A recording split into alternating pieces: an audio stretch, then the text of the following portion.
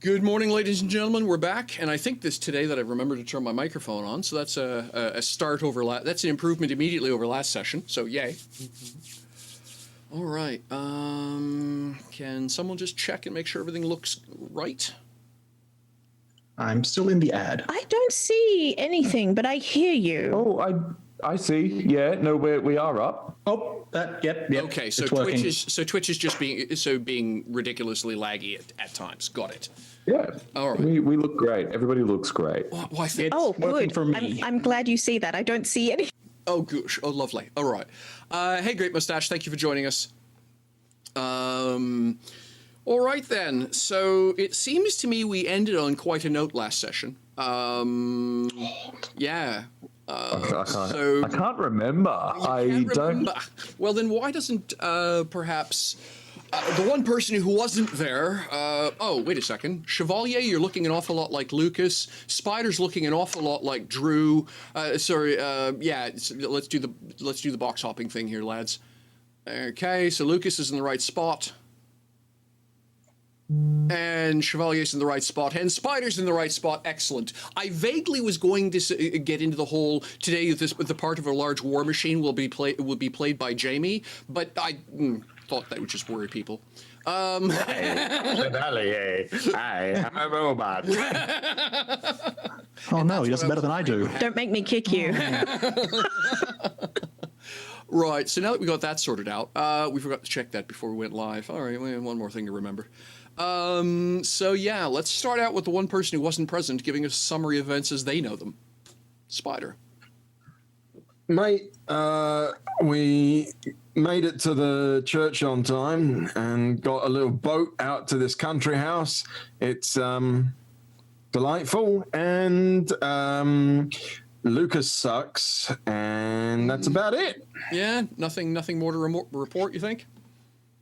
No, not as far as I'm concerned. All right. It doesn't even want to play fair in a game of handball. What do you mean didn't want to play fair? You mean the part where he won, or what was he doing that you thought was cheating? The part where he didn't, even look. Got it. Understood. Right. How about, because I think I'm interested in doing this in a particular order. Alexandre. What does Alexandre recall of the events of where we let round off last session? Lucas has shown he can use the song. Nothing more, nothing less. That is a good thing. Is it? Is it? Do you think? It's nice to have someone around who can also hear what I'm hearing. Okay. All right. Lucas. It's new. Lucas, what do you think? Well, we got on a boat. Mm-hmm. We went to a safe house. Mm-hmm. The safe house is pretty lovely. It's quite like it's like a smaller version of my family home, mm-hmm. But with all of the fittings. Mm-hmm.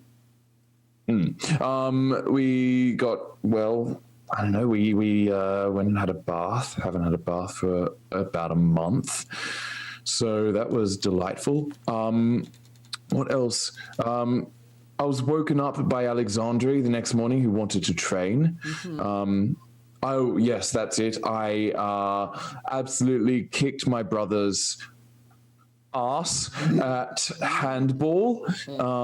Handed that one to him. I don't think he forgot that I was the highest champion for handball in the district. So I think he needs to get his memory checked, but definitely owned that one, which proved to be something of a sore spot because the next morning he pranked me by gluing my hand to the door. I see. So I took his socks. That is a wild accusation. That is the only logical conclusion I can come to. Alexandre isn't that petty, and Chevalier would never do anything like that. He's more likely to just beat me up instead of do a prank. Speaking of, Yeah, something beating up. Keep going there, Lucas. Oh, well, anyway, I took my brother's socks. All of them. So if you're looking for a pair of socks, you'll have to go to the ballroom. I left them in the corner there. At which point Alexandria asked me if I could use the song. Now, what that means, I have no idea. As if I should. Just pay attention, it will work. Come on. You're a terrible teacher, Alexandria. Wow. Okay. You're a There we go, terrible I've student. said You're it. an awful student. How can I? Well, Order look, in the house, please. Lucas. I know the best teachers always blame themselves for failing students, never the student. So Alexandria and Chevalier had this great idea to force it out of me. So we had a fight in the field, in the garden. Chevalier v me, and I had no weapons, and Chevalier had a warhammer, and it was pretty much everything I could do to not die. Until there was a point when a relatively friendly engagement. yeah, friendly battle. Well, it started off friendly and just got worse and worse and worse. And eventually got to a point where I was cornered. Chevalier threw me across the grass. What would you call it? A field. My leg broke. That's interesting. Shattered. The prosthetic one, not the other one. Not the real one. Although I think I might have a broken foot. Awkward. It definitely hurts. And then he decided to use that moment to not offer a hand of, which is it, mercy. No, he decided to attack again. I suppose when one is in such a vulnerable position, one feels all the emotions. And I don't know what I did, but the song played. And the big shield of light stopped Chevalier from breaking my face. All right. And what was Chevalier's view on the events of the past session? We arrived at the summer home of the Dashamali family or clan. We have been given shelter for completing the task that was asked of us. But since Alexandre has noticed that Lucas can also, to an extent, hear the song, she was clearly interested in seeing if he was able to use those abilities. But Lucas is not Alexandre. And his connection, as far as I can tell, as someone who cannot hear the song, is different. For Alexandre, it is clear. It is present. To use it, she need just reach out. But for Lucas, from his description, it seemed distant, unclear. He would need to do more, I felt, if he was to access it. And Lucas is a soldier. And I have known many soldiers in my time. And one of the common aspects is their ability to reach inside themselves to find new reserves of strength to carry on in the face of adversity. I figured if we could push Lucas to his limit, force him to dig deep enough, maybe he could connect with the song. I felt as a soldier he would be familiar with this style of training. My effort was to make him believe that he had no other options than to try something desperate. And my intention was to maneuver him such that his continued use of his prosthetic leg would cause it to seize. It did not go that way. Lucas is unpredictable. He managed to grab my hammer and hold on to it even as he flailed through the air. I figured if I just let go of the hammer, sent both flying, then with the bruises, and I should be clear, I did not break anything. But that would be enough. It did not go the way I expected. Lucas did not react the way I expected. He landed not on his side, but on his leg, and it broke. But that was the moment. He was at his limit. One more push was what was required. Either he was going to stop me or I was going to stop the exercise. He stopped me. He used the song. Now I need to fix his leg. All right. So we're going to rewind to that moment where you rolled something ridiculous, didn't you, Drew? I think it was yeah, it was. It was a opened 35. Yeah, it was a 35 or something ridiculous like that. Yeah. And so the moment is literally, by definition, you're on one knee. You've sort of got the crossed arms, the mace, the warhammer coming down, and that initial moment, there's this flash of diamond-like white-hot sparks that radiate outward. And as they careen outwards in this almost umbrella formation, there's very visibly this shimmering field of energy that's holding that warhammer back, in spite of Chevalier's considerable attempts to continue moving it forward. It's going to last exactly long enough for everyone to go, what? And then, for lack of ways, it's just going to switch off. Now, Chevalier is sufficiently precise with his actions and his craftsmanship, if you will, as a warrior, that the mace isn't going to continue moving. But there's no question to Chevalier that it is gone. There's no question to Lucas that that shield is gone. It lasted exactly long enough to do what was required, and then evaporated, if you will.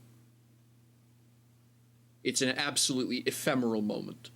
And I don't want to say that Lucas can no longer hear the song, but at the moment when the shield manifested itself,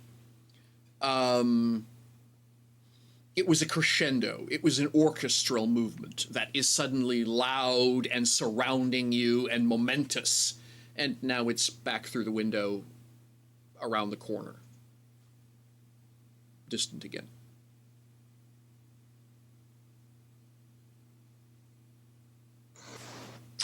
As soon as, because I'm like you said, I'm not carrying with the blow, I actually just completely put the hammer away, and just slot it behind me. And then I sort of crouch down. Congratulations, Lucas. It seems you can tap into the song. I guess you will need to decide what happens next. Now, is his leg, is his leg so mechanically, is it like HP damage, or is it demobilized Bane. It is okay. So, for lack of a better way of putting it, unless the player wants it to be quote real damage, it is what I refer to as theatrical damage. It is purely for purposes of the scene. There is no long-term effect. If the player considers it appropriate that it is real damage, if you will, then it will require actions on the part of the players or non-player characters to actually fix it. Else, they essentially have the missing limb Bane. Yeah, I think it's real. All right, there you go. So yeah. Alexandri's running over. Mm-hmm. What level would you consider that Bane? Sorry, I'm crossing systems. Missing limb is an effect out of Savage Worlds. It is not it's a disadvantage out of out of Savage Worlds. It's not in Legends. So that would be sorry. Mobile? Sorry, I'm so used to. I've been talking about that one an awful lot because of my Cyberpunk game I run Tuesday nights, where everyone's got an involuntarily missing limb, right? Because Cyberpunk. Yep. No, for this mechanically, it's I would say it's much more of how do you respectfully do a missing limb? It's not immobilize because I mean I don't know how many athletes I've seen playing basketball with one leg. No, Lucas can definitely move on one leg. Yeah. So I think it's probably a combination of a slow and disadvantage on some actions. I more need to know the level, because I can sort of cancel certain levels of... Oh, let me do it this way. I can fix certain levels of Bane. What are you proposing? Up to 5. A 5. I think If 5. it's 5 or lower, I can try and fix it. I'm just going to... I would say that it's... yeah, okay. Thank you, Mustache. Interesting. Just a permanent slow Bane for now, but I'd say... But just the flaw being... Yeah, okay, fair enough.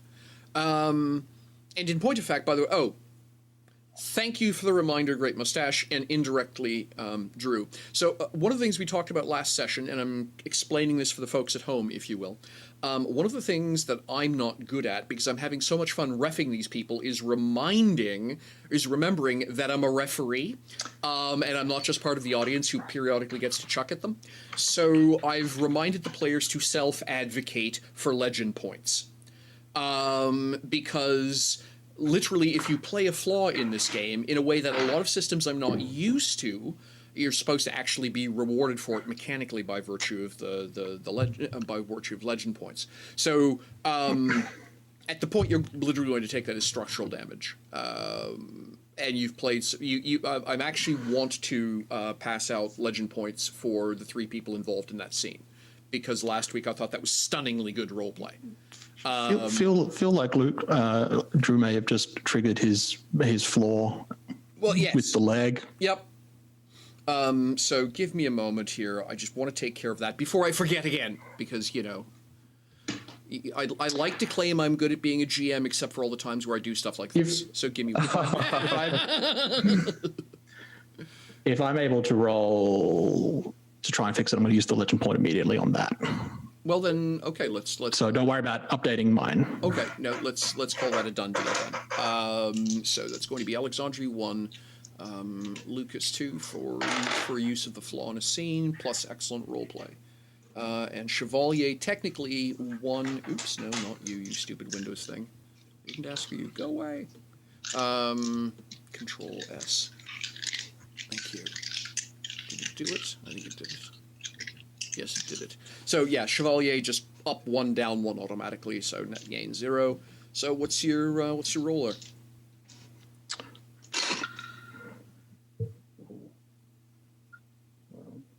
Um.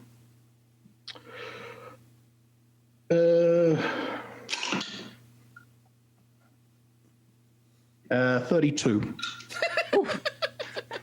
I was going to ask, can I stop him from fixing it? Absolutely. You can use your words. Yeah, I'm not going to do it if you say no. Yeah, exactly. So if Luke, like, it's literally, he's not just fixing. He's like Yeah, if you you want to do know, I something mean, about that. but first off, thing is that you're going to watch him have to do the fingers into Swiss Army knife thing, which is how he manifests a toolkit. Lucas has seen him do that enough times that he would know exactly what Chevalier is about. So if essentially Lucas's reaction is no, don't do that, then the question is if Chevalier is going to honor that and if the answer is yes, then the roll doesn't happen. Great. The next He's not going to do question it for it without asking you. Yeah, look, I'm gonna, if he comes over to fix it, then I'm gonna say leave it. I have a question on that as well, because Alexandre would try to heal him in general, narratively. Like, he hasn't necessarily taken Hasn't taken actual hit point damage, but has taken actual hit point damage. Yeah, has taken narrative damage, if you will. Yes. And again, that is up to the player. If the player wants to declare that non-narrative, because I don't do PvP generally, moments like that are always narrative. There's no actual damage being done. But the flipper to that is, if the player wants to declare it real, in other words, they have a few wounds, then I'm okay with that. I just need to know that. So it's up to Drew what's appropriate for Lucas in this moment. I mean, if Alexandre starts to heal me, Lucas will shoot her a look.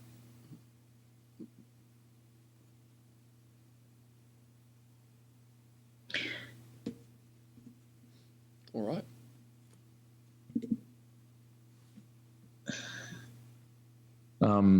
I can fix it if you want, Lucas, but I won't do it if you don't. Give me your hammer. Pass it over. Great. I'm going to use it as a walking stick. Mm-hmm. Yes, because Chevalier is sufficiently tall that yes, you can. And you can help me by picking this all up. Fellow just nods.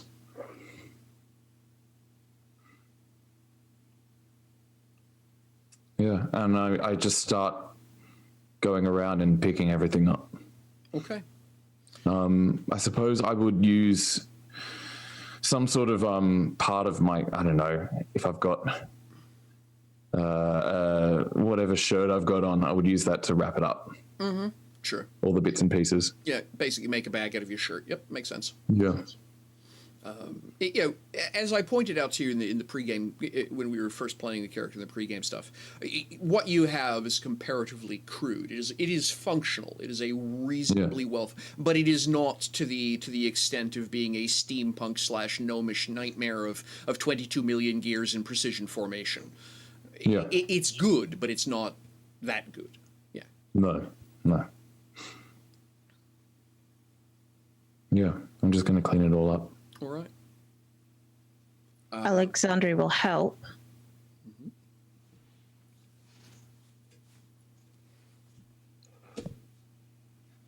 Alexandre,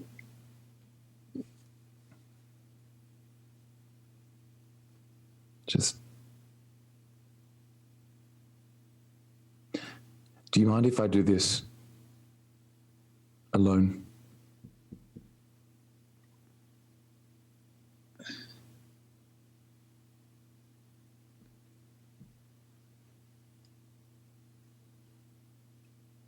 She hands him what she's picked up.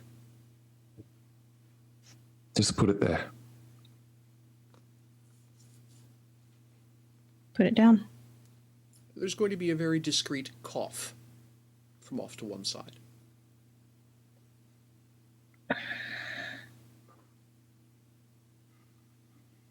And look. It's the ebon elf in the war chair, who's kind of looking at all of you.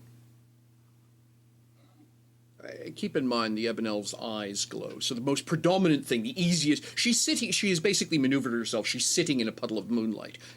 Chevalier is absolutely certain she wasn't there a moment ago, so she has positioned herself so she's obvious, is the best way of putting it. But even at that, her eyes are very visibly glowing in the dim light of the night. or the early morning. The sun is going to be coming up. It's practically her bedtime. And she's kind of looking at you all. Her head's tilted with this very expression, if you will. It was funny, she said. For a moment, I was trying to figure out which one of you three I was supposed to be shooting. I guess that's what you humans call a friendly fight.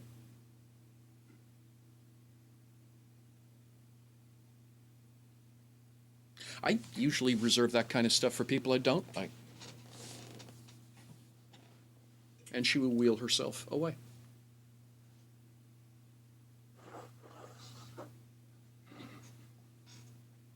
I apologize, Lucas. She is correct. It went too far. Chevalier, you did what you promised to do.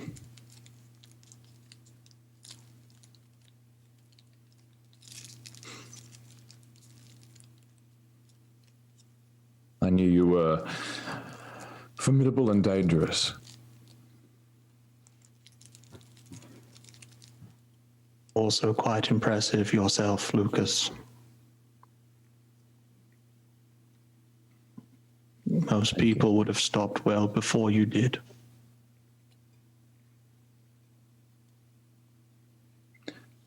I wish I did. Why didn't you? It was a test, Alexandre.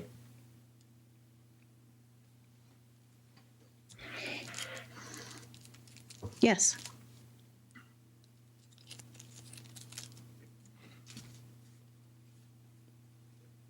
I don't understand.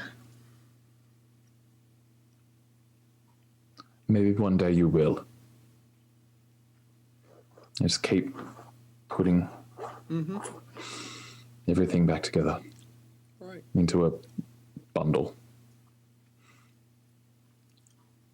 What's Spider up to? Because Spider, of course, is, well, completely oblivious to the drama unfolding beneath him. He didn't see the brilliance of that moment. He has no idea that Chevalier was just trying to play murder his brother. He has no idea that Alexandre has declared herself to be Lucas's trainer of sorcery, if you will. What's Spider up to? Yeah, I think Spider's treating himself to a buffet of beautiful food. Yeah, it's like fucking you got your feet up on the table, dripping grapes into the mouth, the whole shebang. Forget about it. I think,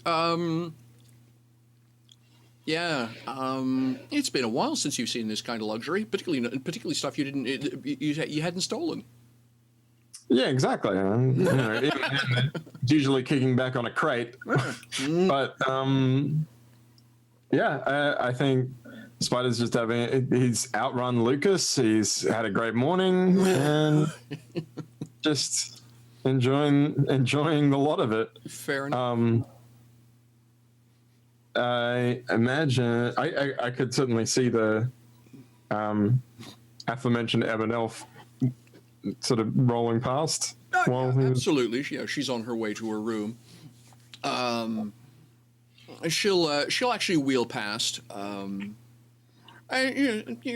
She gives a nod and rolls over beside the table you're at. Pulls a chair out of the way so she can grab herself so she can pour herself a glass of something relatively alcoholed. Firmly in the list of things Spider has declared don't touch. She pours herself a hefty glass of it. She's gonna look for a moment at Spider and say, "So who's the raven-haired witch you're traveling with?" You mean Alexandre? Well, if I knew her name, I wouldn't have to ask, now would I? Well, I mean, fair enough. I wouldn't have called her a witch, but I guess if the shoe fits, and he like kicks off his shoes No socks. with no socks.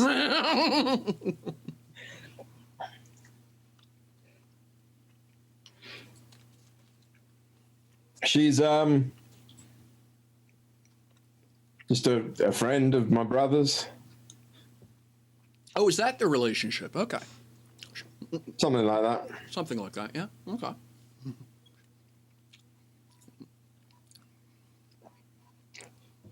I was trying to figure And, out if you've seen the world's most awkward courtship or not. That's all. I was just curious. Oh, if you saw the two of them together, almost certainly yes.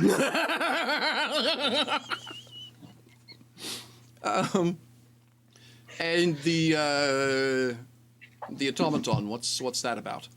He a bodyguard or something, or Yeah, something along those lines. A family heirloom, I think. where do you fit in all this? You seem to be the only reasonable. So you seem to be the only civilized one. Quite. Mostly, I'm just looking out for them. You know, they wanted some high adventure, and I'm showing it to them. That explains a few things, she says with a nod.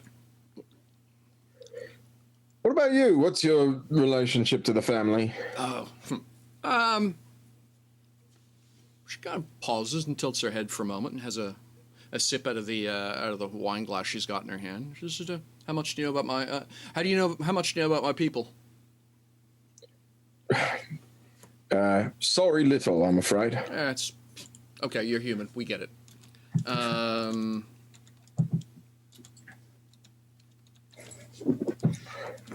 You don't strike me as the same breed of foppery as the rest around here, though. Oh, nah. Okay. So that's kind of like me saying you don't strike me as the same brand of foppery around here. No, I mean everyone's good. Yeah, I'm just gonna say. You're the most capable Ebonel I've met so far. Oh yeah, but please understand, you're probably the first person you spoke to was a Quidian. So I mean, it's literally his job to be human, which puts him practically at odds with the rest of us. Fair enough. She pauses. Do you know how that works? Like, literally, what a Quidian's job is? I've put the pieces together, I think. Oh, fair enough then. He's a face. I know the type. Yeah. So now basically my job's hunting Velbrazan, but that this is sort of my this is sort of where because of my ties to the family, I'm a cousin, if you will,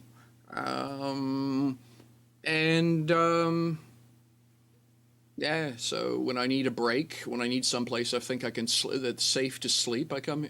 I usually cash in a few credits, as it were, and come here. What did she say? Sorry, I missed. You said she hunts what? Velbrazan. I will post it to chat. Does that mean anything to me as Do you Spider? happen to speak Elven? I do. All right. It is a really awkward way of saying blood drinker. In other words, it's a dialectualization. Yep. It's the difference between Mandarin and Cantonese. They roughly all it's the words are roughly the same, but they have different meanings depending which way you put the pictograms together. Yeah, and so is it the kind of thing someone says when they're talking about like mythological things, or like is this a real thing that people let's just worry say about? you've never heard this phrase before. But I know what the words mean. Yes, and that's what the catch is, if you will, is that you know what the words mean, but you do not have context for why she would use them that way. Yeah, and so I think Spider immediately leans in and then now starts speaking in Elvish instead of the common tongue, and says, "I understand what you're saying, but not what you're saying." All right. I actually realized I got it wrong, by the way. It's not the difference between Cantonese and Mandarin. It's more like the difference between Parisian and Montrealer. They're both Right. technically French, Yeah. but it's the colloquialisms that fail. Yeah, exactly. Yeah. She's going to actually look at you like, and she doesn't quite Yoda. It's obvious, it's not quite as bad as civilized language do you speak. In terms of like she speaks Elven. It's just a different blocking together of sentence structure, and so there's this vague disconnect. But she's actually delighted at the fact, but basically, oh, you speak a civilized language, excellent. Or can't you tell from the way I look that I had a very privileged education? She pauses for a moment, smiles over the top of her glasses, says, "No." I'm doing half my job right then. She has another mouthful of her drink, of her the fizzy. Basically, it's the champagne. It's champagne yeast applied to mead is essentially what she's drinking. Yeah. So fizzy mead. So when you say blood drinker, is that? Hang on a second. Honestly, my human is pretty ragged. I get along well enough for business, but not for culture. I don't know what the actual translation would be for you. She's speaking Elven, by the way. You two are chatting back and forth. Yeah. Yes, absolutely, Sammy. Equidian has +2 to FOP. And that's a boon. I mean, I guess the question is like, is that a literal term? Or Yes. So, short version, long story. Of course, my folk are underground dwellers. There's literally and one of those things that's in really short supply is sunlight, amongst other things, which and protein. So there's an awful lot of carnivores down there. Right. So there's some sort of like monster beastie. Yeah. Anyway, they ambush hunter. Ambush hunter that uses illusions. Yeah, nasty. Yeah, that's what I spent my and because of their nature, they'll show up anywhere, including in cities. So my job is hunting. Delightful. And you actively go out hunting these things? Well, somebody's got to. Do they, though? I mean... Well, yes, because otherwise they start showing up in cities. Right.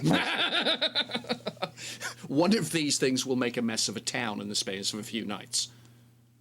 What she would have said in the space of... Well, actually, yes, she would have said nights. Yeah. Yeah, I mean, a friend of mine back in the capital, an illusionist, not a blood drinker. I'm glad you're selective about your friends. It's nasty stuff. It can be. Most of what the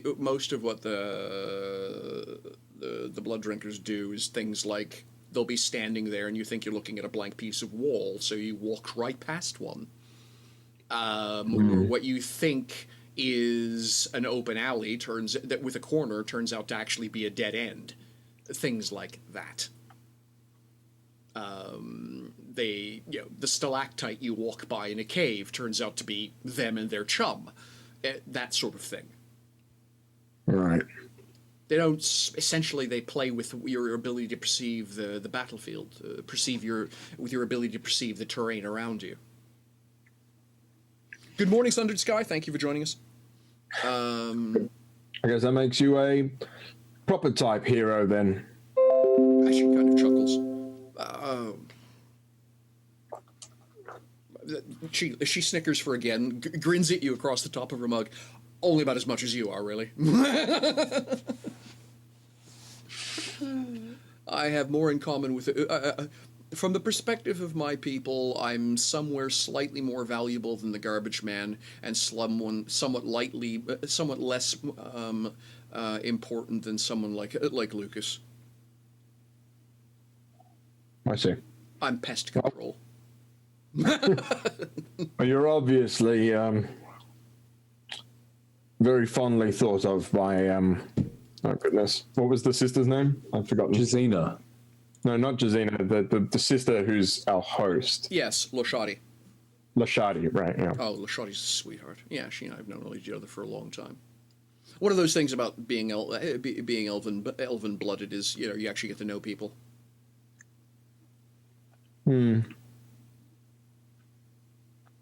Oh, safety tip. Tell your human friends that if she challenges you to a drinking night, the answer is politely no. She's been practicing for more than your lifespan. Not hard for me. And she thinks that's funny. That's her idea of humor. So, yeah. Yeah, I mean, to be fair, though, my brother could use some humility, so... As you please. Humility, kidney failure. I suppose they're not far apart, right?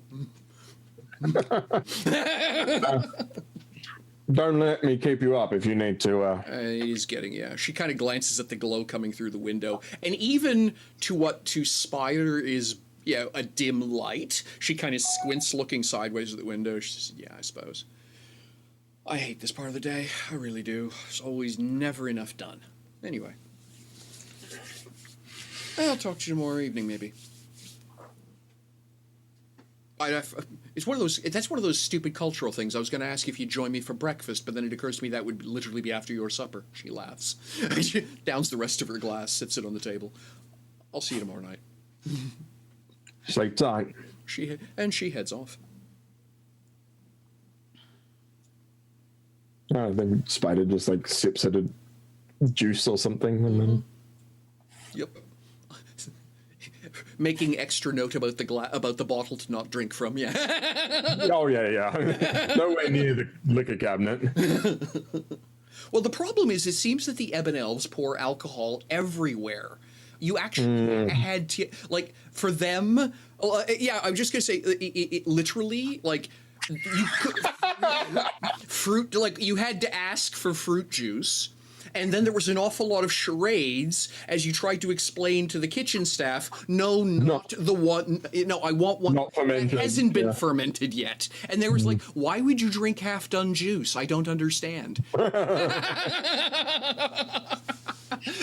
Ebon Elves seem to absolutely put alcohol in practically everything. I mean, it's not quite so bad as, you know, like a constitution of that. Yeah, longevity. It's not quite so bad as there was scotch in the eggs, but like I say, the fruit juice thing was practically down to charades about trying to explain to them the idea that you didn't want fermented juice. Yeah. I mean, that brings a whole new meaning to Scotch eggs. Yes, and that's exactly what I was going for. had to wait for some of the non-elven staff to wake up. You're like, don't worry about it, we got this. All right, so how do you guys want to reconvene, or you want to continue on with a scene elsewhere? What do you folks want to do? Well, I think it wouldn't be much longer once Lucas gets all of the bits and pieces into a bag of sorts. He would turn to Alexandria and Chevalier and say, "Thank you for the fight." Did you feel it?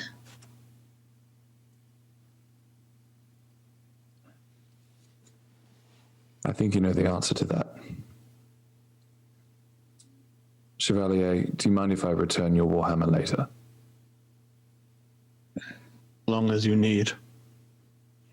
My offer of repair is a standing offer. Thank you. And then I'm gonna go back to my room. All right. So Lucas is going to leave Alexandre and Chevalier standing out in, Lucas is going to leave Chevalier and Alexandre standing out in the middle of the neatly manicured mowed part of the rose garden with the sun coming up.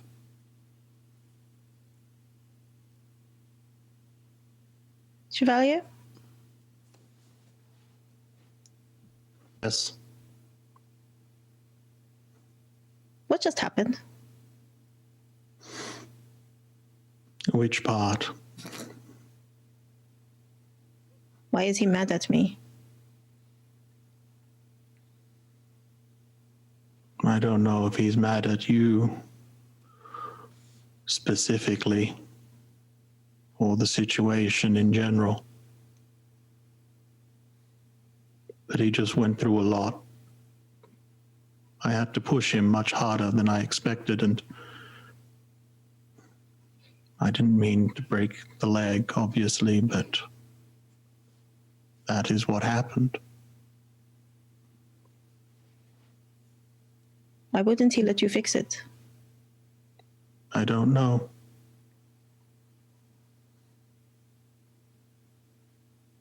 He does not feel the song the same way you do. Yes, he clearly could call upon it in a moment of desperation. That was the idea.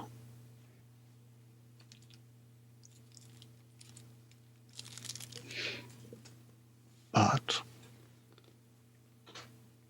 it does not connect to him the way it does to you. At least I do not think it does. He just needs more practice. No, Alexandre. He needs to sort it out for himself. He needs to decide what this means.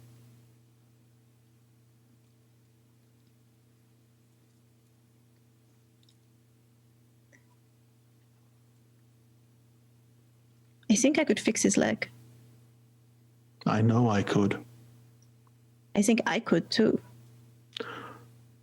Sorry, I misheard. Yes, I believe you could as well.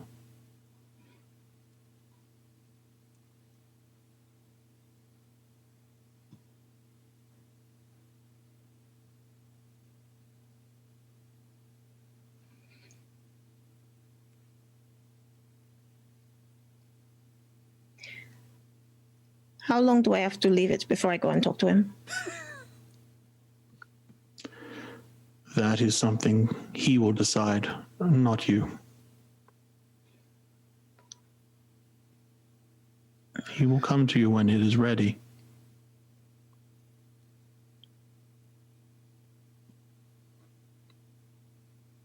What if he never does?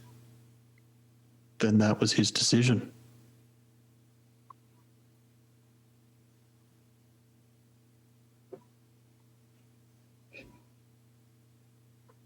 I don't like that.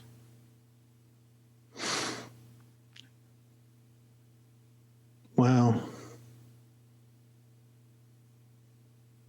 it's not really up to you. I don't like that either.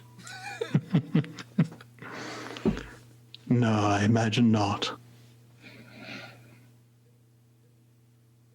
But you're going to have to get used to it.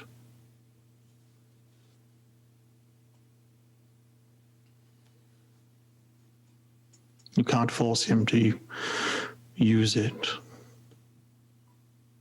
You can't force him to like it either.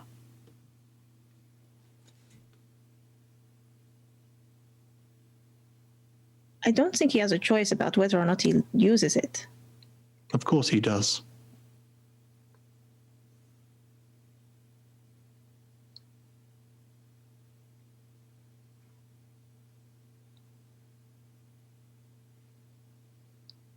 Why do you think he does? How do you mean? Well, why would he have a choice about whether or not he uses it? I hand her one of my axes.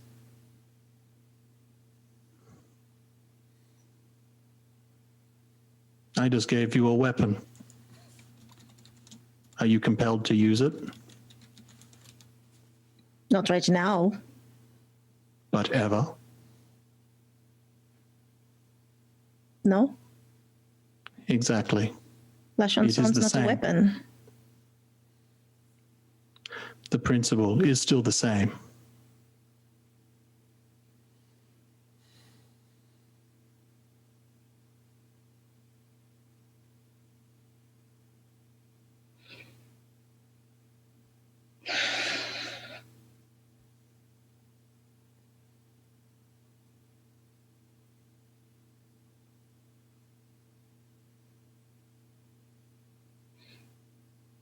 This axe is not attached to me. I can just drop it. Sure, yes. La chanson is attached to me. I cannot just drop it.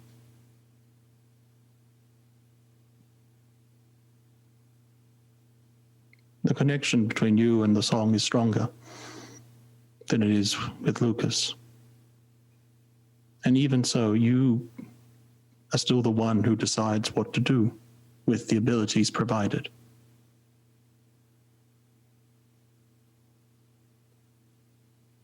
That's why it's not a weapon. The fact that the axe was a weapon is immaterial. You can use it for non-combative reasons. You are still not compelled to. That is the point.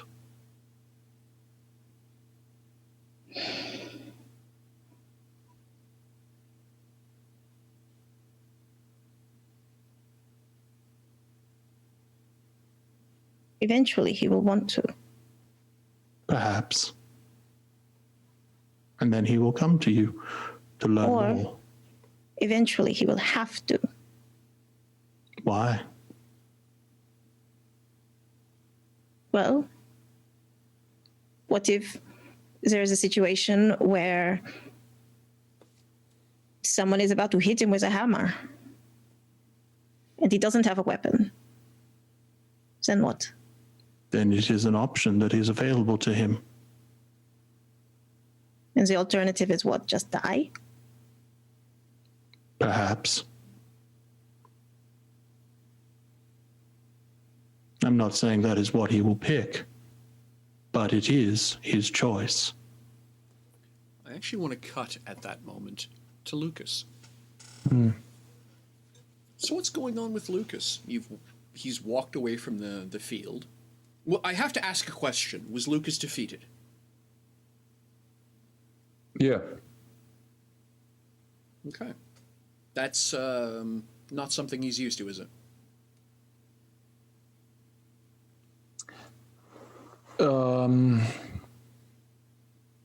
Defeated, yes. Humiliated, no. Fair enough. I mean, he knows that everyone thinks he's an idiot, but that's kind of on his terms. Like, that's him. But this was something else. Something was exposed here that I think, yeah, he feels, yeah, quite embarrassed.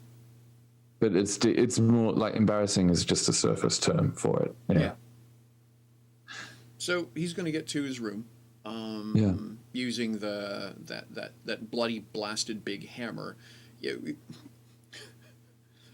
For you, as I say, it makes a perfectly acceptable walking stick. Yeah. For everyone else, it's a sledgehammer. Like in terms of the length of the and the so. And for Chevalier, it's just about the right length compared to based on body mechanic to be a regular warhammer, right? Yeah. I mean, it's kind of Lucas walking with assistance isn't something that he has a problem with. No, he's like literally been doing it for 12 years? Like, yeah. So for him, it's no matter what the object is, he's pretty mobile. Like it's not. Yeah. And the only thing it would be is the noise of the thing hitting the ground. Yeah. The news is a lot of this place has got really posh carpet. So yeah. Great. Awesome. Leaving these little Warhammer dents. Through the, Exactly. yeah. But yeah, I reckon he would, like, as soon as he gets to his room, he'd throw it aside and he'd just like move about the room quite easily. Like it's not that he's completely like he's functional and he can move pretty quickly without his leg. It's just that he yeah, because if I remember correctly, it's mid thigh and down, right? Or is it knee down? I can't remember. Yeah, it would be just above the knee. Yeah, that's right. Yeah. Yeah. So he's very adept at moving, especially like in a bedroom. Like it's just so many things to hold on to. Exactly. Yeah. So yeah, he would just throw it down and immediately throw the bag on the ground and he'd open it up and just look at all the pieces. Mm-hmm. Is it as bad as you thought or not?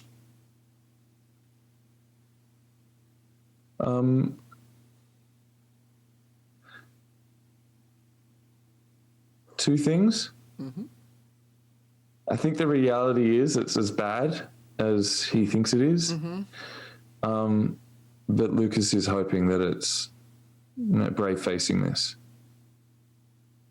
Yeah. Okay. Yeah, makes sense. So what's the plan from here for Lucas? Okay. I think he's going to try and fix it. All right. Does he actually have the technical acumen to do so? I mean, he'd know bits and pieces. Yeah. I don't know if he'd know how to fix broken bits, but at least he'd know how it's assembled. Like, that's part of the job of having this item, is to be able to do maintenance and all the bits and pieces in order to keep it functioning. So he's got an understanding of how it works. Right. I'm sure he'd be able to find all the bits. He'd know exactly, looking at it, which bits are the structural pieces and the So it's not quite so bad as an IKEA kit that's been built by Lego. No. It's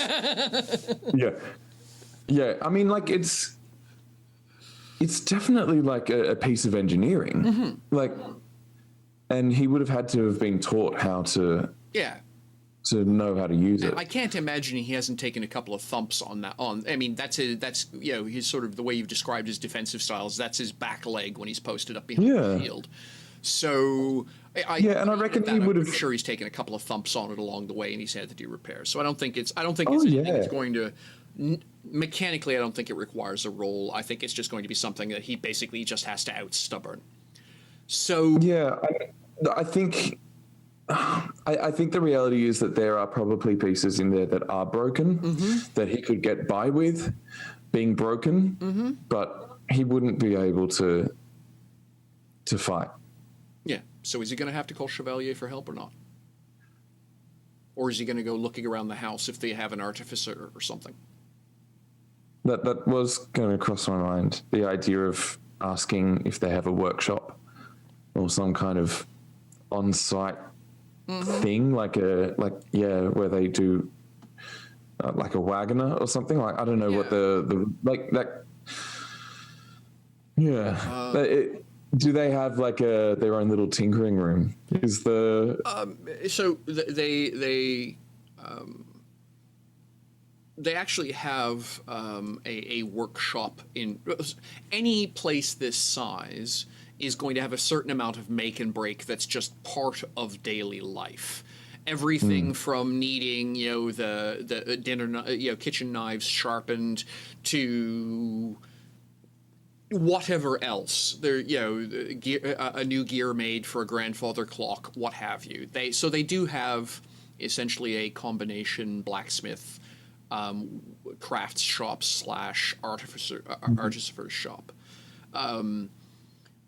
I would say probably the most irritating thing to Lucas about it is it's clearly all built for elven hands. Yeah. Everything's, just the proportion of the longer fingers and things like that goes with the elven build. Means that it's all much more fine if in terms of texture and what have you than a human would have conceived. So there's going to be some things that just feel awkward. The screwdrivers are all really weird sizes. None of the hammer handles feel good in your hand. The wrench has just got a really odd kink in the middle of it that you're sure makes perfect sense to an elf, but to Lucas is, why would you do this? I mean, that sort of thing. Yeah. Great. So are you going to be basically killing a couple hours here in the? Yeah. All right. I think I'm going to, and then maybe talk to if there is anyone that can offer assistance if they have someone on site. So what you'll be told by one of the non-Ebon Elf, basically the daytime staff, because like I say, the Ebon Elves basically the sun, the sun comes up and they hit the pillows. So most of the day is non-Ebon Elf staff. So you'll wind up chatting with one of them and find out that whoever it is that owns this workshop's an Ebon Elf. They'll be around, they've literally gone to bed an hour ago. Okay. So I have to wait till they get up. Yeah, exactly. And that's literally 10 hours off at this point. Sure. They're Great. a little bit of an early riser. They're one of those people who just can't, basically they're up before the sunset sort of thing. But yeah. That's all right. I think I'm going to do Lucas would do as much as he could. Yeah, fair enough. I reckon he would try it on and only look, he can walk. Mm-hmm. Yeah, I'm just going to say it's somewhere. It's not quite articulated, but it's better than pegged. Yeah, fair enough. Yeah, it's better than that, and I think it's one of those things as well that I know that it not being as functional as he would like would probably also lead him to at times be like question whether or not he should get the walking stick and just use that. Fair enough. Yeah. Now, is Lucas the sort of person who cleans up the workshop when he's done, or is he going to leave everything basically scattered about the place because as he was working on things, he's just forgetful and leaves stuff everywhere? Oh no, he cleans up. Oh, he cleans up. Okay, fair enough. Yeah. So what's the next scene where you're all sitting together or chatting together? What's that moment look going to be? I think after the workshop, Lucas comes walking through wherever Spider is, and Spider jumps up and is ready to bolt, but then can in bare feet. Yes. Yeah. Then sees that Lucas is not walking properly. Yeah. And just all of that drops, and is like, what happened?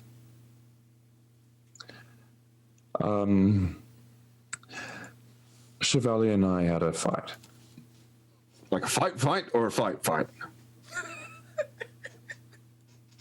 Spiders. A fight. Are you okay? I shake my leg. A gear tumbles out the side. Right. Is he okay? Sorry? Is he okay? Oh, he's fine. Very fine. He's incredibly adept. So are you, Lucas. Not enough, apparently.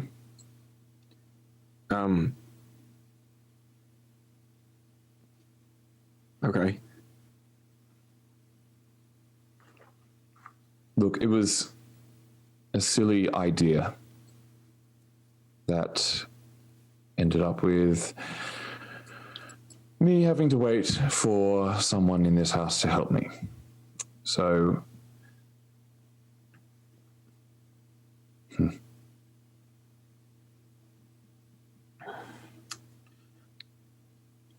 Food's good. it's delicious, but I can't help but feel a little tipsy after every bread roll. Oh, yeah, they make just about everything with alcohol. You can eat exactly these grapes, this juice, and those chocolates, but that's about it. That's it.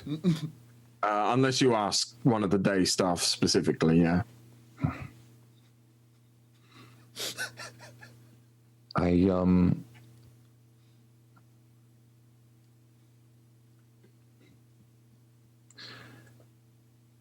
Alexandre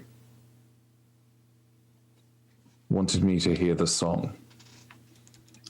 Didn't you already do that? Barely. Right. She wanted me to use it. Did you?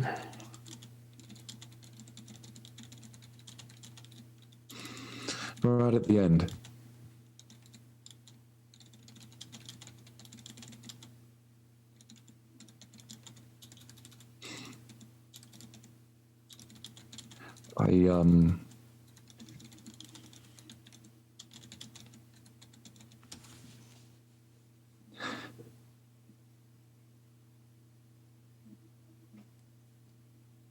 It was awful, actually.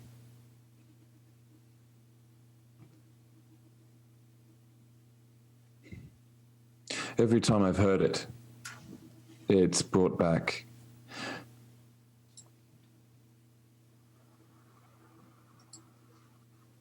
just a lot of things.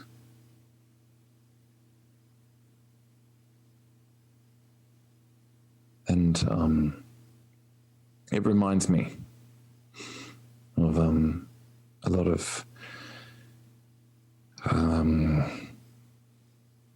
pain that you and I have both gone through.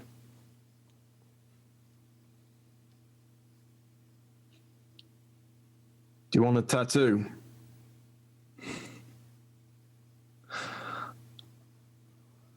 I so want to say yes.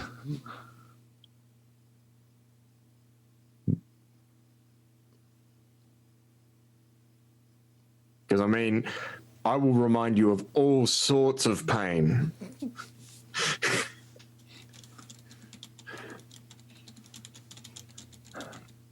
I think it's more...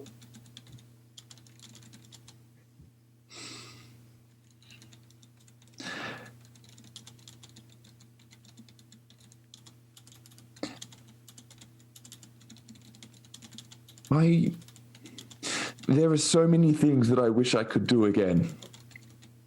And I don't. So often I get reminded that I can't. Yeah?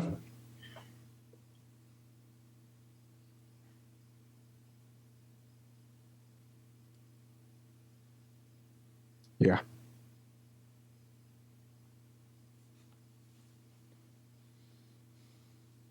And she knew that the song could do that.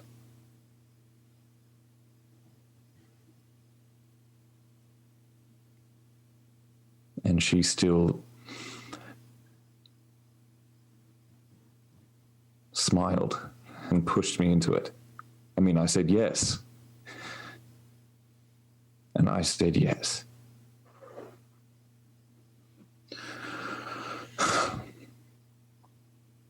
I mean, don't get me wrong. Sandra's a lovely girl. There's a reason we didn't leave her behind a million days ago, but empathy's not exactly her strong suit.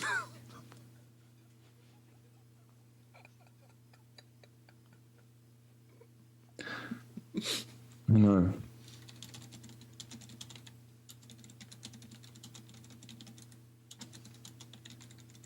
I think I was wrong to think that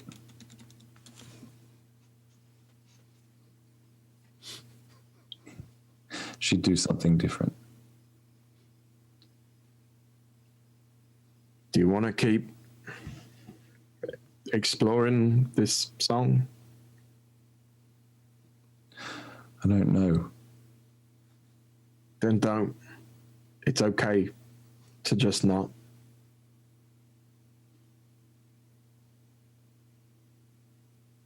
But what if I need it?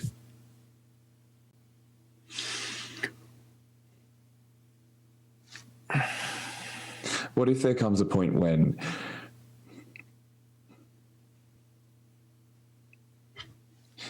there is no other choice? I mean, that's what they were trying to do today. Like,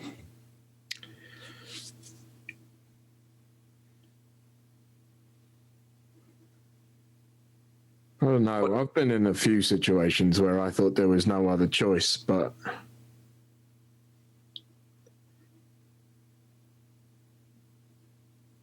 there are always ways around. Rules you can bend or break.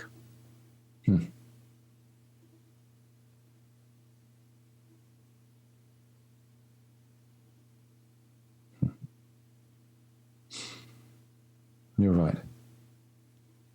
Okay, I want to cut the scene right there. I want to hit the break. We've been at it for over an hour at this point. So yeah, take a couple minutes, refill your glasses, etc. And then decide. What I really want to see now is a scene with everyone back together. So give some thought about how that might happen. And yeah, we'll be right back. All right, ladies and gentlemen, and everybody else watching, we're back. Thank you very much for your patience. Yeah, so, all right. So where are y'all? Where under what circumstances do we find the collective heroes and adventurers? We're all in the sauna together. What? No.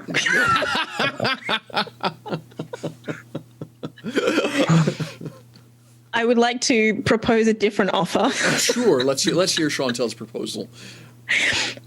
Alexandria at some point is just going to go and leave a rose outside of Lucas's room. Okay. All right. Just on the floor. Mm-hmm. So Lucas will find that when he leaves his room. Fair enough. I mean, I don't know how like time dilated we're being. Lunch. I'm just going. Yeah, lunchtime. I'm willing to. This is because, for lack of a better way of putting it, there is no evident threat. If to borrow a GM friend of mine's way of explaining things, he said Side check. Just gonna say, the phrase he uses, it's a neat scene. No evident something here. What the A stands for, threat. In other words, you can all relax. So because of that, we can move time as non-distinctly as you like. So it can be lunchtime suddenly. Well, my question is like, I don't. Is it that? So you go. Is it that same day even? Yeah, that's exactly my question. I was like, I feel like maybe this is an opportunity where the characters are finally like, actually, let's not hang out together for a couple of days. All right. Because we've been together every single day for the last however many. Okay, fair enough. If that's the case, does it make more sense then that we do a few more individual scenes? Because what I just didn't want was basically for everyone to be feeling left out all bloody session. But if you folks feel it's more valuable to keep sort of doing pairs of role play, I'm good with that. I just don't want anyone to be feeling like they're never getting a chance to talk. I mean, I think whatever scene comes up. Okay. Based on what we imagine. I mean, the next thing that Lucas would have to do is go meet that other the artisan, the elf. Yeah. Yep, sure. I know that's the next major thing on his, but if a chance meeting happens elsewhere, then yeah. Right. Okay. So does anyone want to have a chance meeting with Lucas? So obviously when Lucas heads out to Lucas heads out to go to Spock, so that would be literally 10, 12 hours later, because that would be the early. Yeah, go ahead. Okay, I mean, not to be stalkery, but something. Not a good way to start a sentence. Not to be stalkery. Okay then. Not to be stalkery. Not to be stalkery, but yeah. There's a but Look, there, I'm right? not a There's stalker, a but. I'm not a stalker, but I would like to try to cast another boon. That. Okay. Okay, so I would like to use summon creature. You would like to.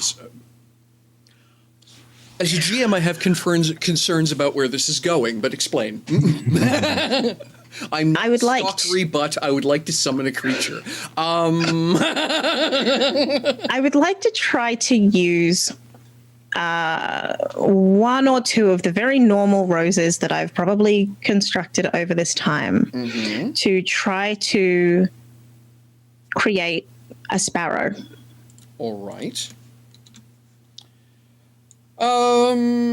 Mechanically, how does that work? What do you have to do? Mechanically, I roll creation. All right. And it's fairly heavy. It's a relatively high power level because of you're creating an actual thing as opposed to a photocopy. Yeah. I mean, it's a different boon. So I summon forth a creature to assist my cause, whether they're animals called from the wild, undead minions built from the remains of my foes, which I'm not choosing this time. Okay. This time, yep. Just making that. I don't want to see your judgment. I don't want to see your judgment face. You put it away. No one knows what happened to her actual family. Or worker bots constructed of spare parts from a salvage yard. All right. So it takes a focus action and sustain persists. Okay. So you have a collection of sparrow parts, and you're making a sparrow. I have a collection of flower parts, and I would like to make a sparrow. Sure. Okay. She went and got a bunch of dead sparrows. Went and collected a load of birds and decided, yes, put this together. I like that I imagine she killed the birds in order to make. Well, you don't get summon a bird. I was just going to say, yes, you don't get sparrow parts without taking a few sparrows apart. I would not like to do this. You don't get to make a sparrow without breaking a few eggs. Sam, get out.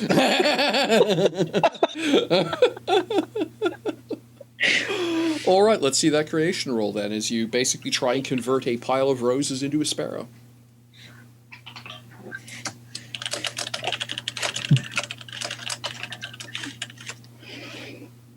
Uh, 18. 18. So mechanically, an 18 is somewhere between a heroic outcome and better than that. Great Moustache says that there's a table. There is a table. I'm looking at it. Okay, and what does an 18? Power level 4. It gives me, so depending on the power level, I get a number of hit points, defenses, and attributes for this creature. Oh, interesting. Okay. I don't, my copy of, naturally that I'm trying to open the book, my PDF reader is insisting that this would be an excellent time to do an update, and it'll be right back. So you're going to have to read to me. Right. Bloody thing. Oh my gosh. So help me out here, please. 18 would be But power level 18 4. Power level 4. So so this sparrow has 4 hit points. Okay. 11 defense, and then I sort of spread its attributes out to 1/1. Okay. And the attributes it could have are agility, fortitude, might, perception, energy, and entropy. All right. So, in other words, you've created a sparrow which is nominally more competent than some people that Alexandria has had cleaning her kitchen. Got it. Yes. Could we expect Alexandria to create something less? No. Could she create, cleaning materials to help every, every person around every house in the continent? Yeah, probably. She won't do that. No, she'll make a instead, she'll make a sparrow and she'll send it to sort of sit outside Lucas's room. All right. And let her know when he leaves. Because that's not stalkery at all. It's not stalkery at all. I was just going to say, so you haven't bugged his room, you've birded it. I've birded the outside. I'm not like sending a bird in there, and it can't. I don't think I have any telepathic control over it. No. So it's just watching and letting me know. Like, it'll come back to me when he leaves his room. All right then. So Send tweet. Send tweet. Yeah, basically that's the one. I think you've just earned a mute. Goodbye. So Here, let me help. So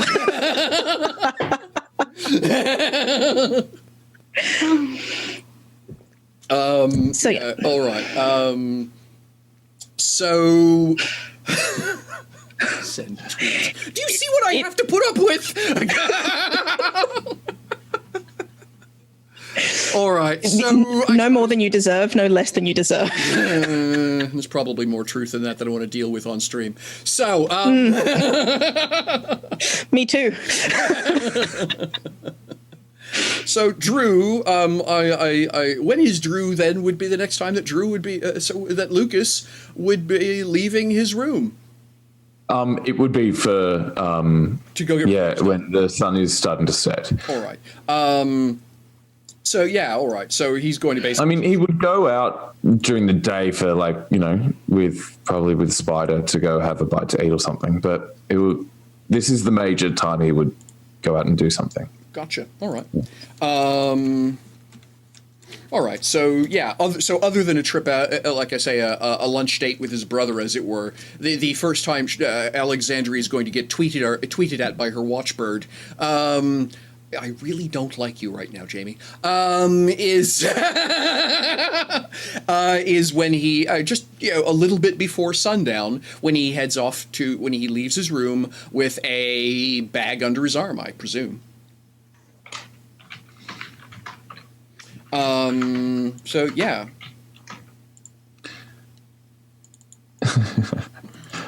Yeah. So I assume it won't take that long to get there, but okay, like I say, it's a pretty big place. Like I say, I think it's 5 hectares is the total space of the property, and things that involve mashing other things with a hammer aren't inside; they're in outbuildings.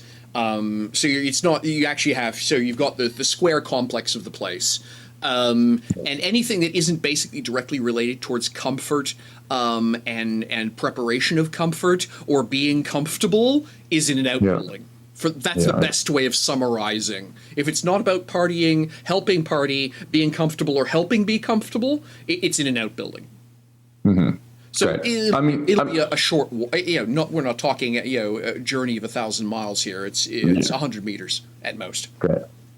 I mean, I'd definitely tell my brother where I'm going, just to okay. Gotta meet that man. Have fun. That sounds really boring.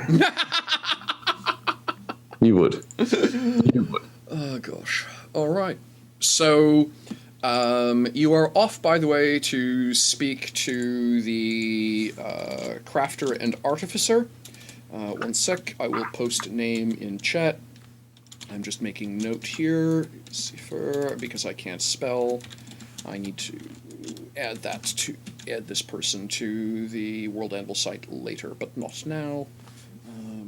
Yes, but who watches the bird, indeed.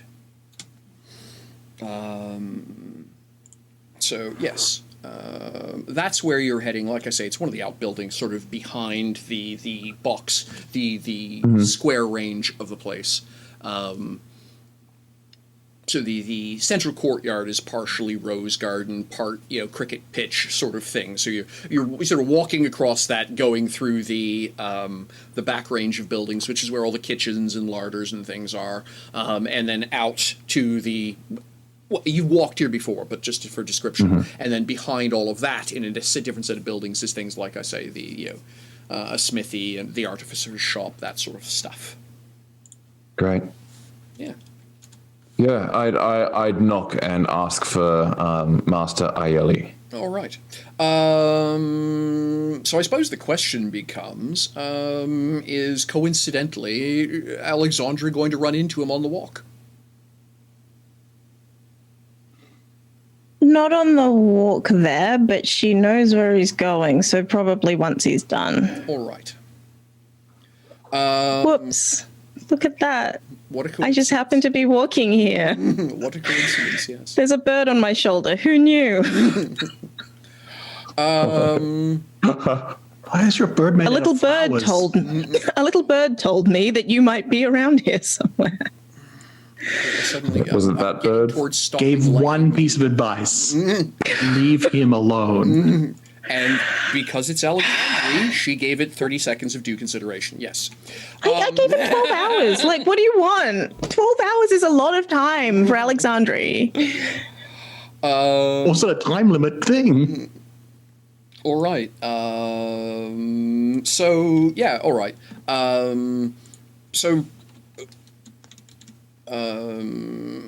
This is one of these places. Do you speak Elvish, by the way? I do. Okay. So you're not terribly surprised when the any name tending to end with a vowel is often, but not always, a female name in Elven vernaculars. So you're not terribly surprised when this person turns out to be it turns out to be a woman. She has absolutely piercingly red eyes, which is probably skin's sort of a blue-gray tone, not unpleasant in color palette. It's got the gloss, a bit of a gloss to it. She's a bit short, a little bit if you declare Equidian to be normal, and I think that's probably a logical fallacy in and of itself. But if you were to she'd be a bit shorter than Equidian, and probably nearly his same weight by comparison. She's absolutely dressed like a craftsperson. If Equidian has fop +2, she has no nonsense +1. For lack of a better way of explaining it. And she's going to give you a bit of a side eye and says, "Oh, you must be one of the Edgewater boys, hmm?" Correct. Right. And you're one of the ones who who was having a bit of a rough house this afternoon and broke his toys, yes? Yes. Come on in. Yeah, I step in. The wait staff told me when I was having breakfast that you were asking about me, so I figured you might be over for a chat. At the point someone was asking for me, one of those things I always like to know is why. I hate to have people show up with a surprise knife, you know how it is. Anyway, come on over here. We've got everything set up already. Please tell me you can fix this. Well, probably not, but we'll give it a go. And she pauses. Were you in here earlier today? I was. Thank you so much. You did a great job of cleaning up. When someone said that they'd seen someone coming out of my shop, I thought I was going to be spending particularly one of the guests, no offense to you as a guest, but particularly one of the guests, I had horrible visions of walking in here and finding my screwdriver set having been used for darts or something. So, over here. I thought you were going to chide me. Oh, no, you did a great job. I appreciate someone who appreciates a craftsman. How about that? Well, hopefully you can appreciate this. And I put it on the desk. She watches you take it off, and she kind of looks and nods. Ooh, I've never seen the inside of one of these before. But don't take that the wrong way. It doesn't mean you're immediately doomed. Just interesting. It's not how I'd have done it, but I can see why they went this way. I might learn something from this, she says. Big grin on her face suddenly. So there's going to be a scene which is going to alter, and all it is going to be a close-up of Lucas's face, alternating between wow, oh my god, what's she doing? Yay, oh my god, what's she doing? Yay, and it's just going to be that for 3 minutes. Awesome. So the question I have is, can she fix it? Yeah. She's going to have to dig through her parts pile. She's going to say, there's at one point in time going to be some comment about, I'm glad I finally wrecked that irritating clock, as she rummages through a bin and comes back with a bunch of parts. There's going to be these obscure references to stuff going on around the building, but at the end of it all, is she actually able, with what she's got there and her skill, does Drew think she can fix this? She can Drew thinks that she can definitely do a better job than Lucas can. Fair enough. I don't know the answer. I don't know what her skills are. Well, this is yeah. So narratively as good as the scene requires. Oh God. So the question is does Drew want that fixed or not? Or do you just straight want me to throw dice because you can't decide? Yeah, I can't decide. So she's better than Lucas. What's Lucas' skill at repair? Look, it's only what he knows. So it's he's never worked as a smithy. He would have been. He was literally rolling a bare D20. Okay, no wonder he was having trouble. Yeah. All right. Better than Lucas. Actually, is competent. Got it. So I think it's perfectly reasonable that as the artificer of the house, I think she's probably going to, in a mid-level power window, I think it's perfectly reasonable that she's probably got an attribute score of 3, which is a D8 bonus. And I'm going to say that because she's got good tools and an entire workshop, and on top of that, the fact that Lucas is there to explain details, I'm going to say she gets she's rolling with advantage. So, yeah, give me a sec. Okay, that was a natural 1 on the d20. Let's re-roll. But the good news is that's a re-roll. Okay, so that is not great numbers. That is a challenging roll. She rolled a 15. Exactly rolled a 15 with advantage. But that is includes catch the drift of a text in an unfamiliar language. So I'm going to say that even though she's never seen or worked on something this complex before, she can do a challenging task with that roll. So it's going to be not good as new. It's going to be working. Okay. Great. All right. But yes, there's going to be all that, which means that the montage is going to have several moments of absolute panic on Lucas's face. In addition to, oh my God, what's she doing? Yeah. Great. Yeah. Amazing. So yes, it is working again. Great. Amazing. Thank you. She smiles at you. Oh, no problem. You are a guest of the family, after all. So she smiles. My job is keeping the family and their guests happy, in whatever limited way I can manage. Well, you've definitely done that today. I'm glad to hear it. And do let your friends know that if there's anything they need, mechanical crossbows, what have you, all that's the kind of stuff I take care of. Yeah. You have mechanical crossbows? Well, yeah. I mean, she kind of pauses for a moment. Well, yeah. I mean, Renamala does that ridiculous repeating thing she's always dragging around, so that's a fiddly piece of kit at the best of days. And yes. Interesting. I might be back. She smiles. Sure. Wonderful. You have a lovely evening or day? Evening. She kind of looks at you, pointedly looks at the very dark window, and looks back at you. Evening. Just want to make sure I don't get my days crossed. She smiles. She says, I know we're confusing to hang out with, but literally we don't change. We do not invert the words day and night just because of the position of the sun. The words are defined by the position of the sun. So for us, night is night. It's just when we do business. You learn something every day. And night, she says with a smile.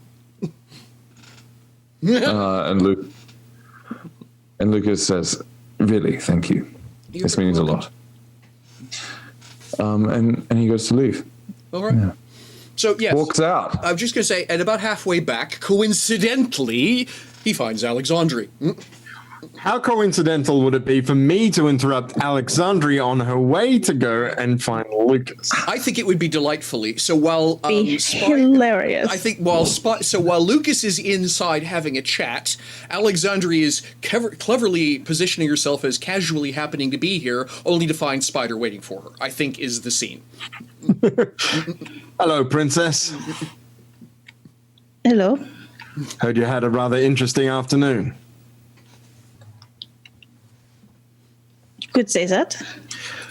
Would you like to go and have a midnight snack with me? I'm not hungry. Well, then perhaps we could take a stroll in the gardens. Why? Do I need a reason? We're on a holiday of a sort. The pleasure of your company.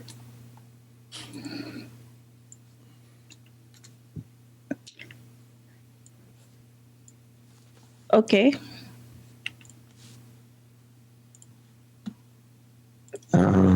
Yeah, so I guess I'll I don't know where I'm going, so I just start walking around. Wandering aimlessly and trying to look like this isn't a mistake. Got it, yeah. Yeah. He takes you to the shit part of the garden unknowingly. Yeah, the problem is that I was just gonna say the garbage part of the garden still looks better than most people's gardens. Is the problem place, right? it Look might at that compost. it might be crap compared to you lot's standards, but it's still better than most people. You know. Right. So yeah, continue. So, what can you tell me about this song of yours? What do you want to know?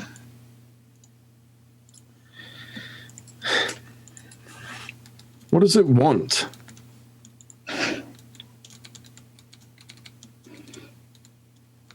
It wants me to go somewhere. Mm-hmm. What does it want with my brother? Apparently, it wants him to go somewhere too.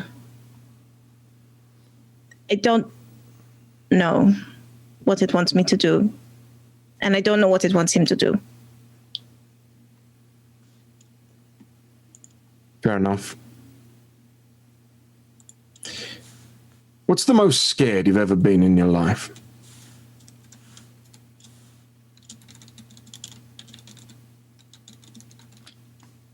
Pretty scared.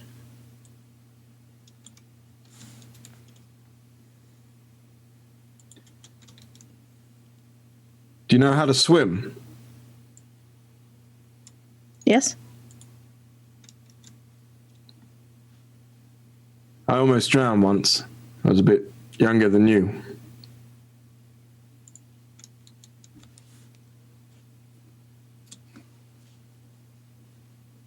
It's sorry?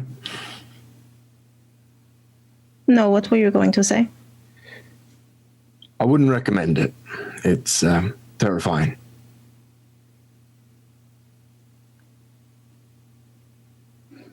So that's what the song was showing.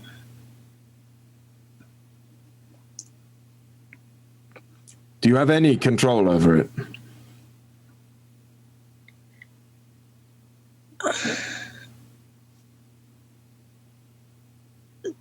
Sometimes. A lot of the time. When I need it.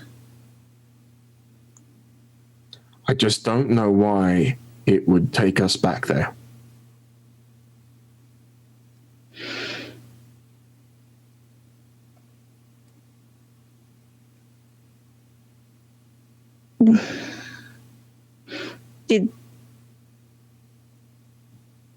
Did something happen there that was different this time? Well, yes.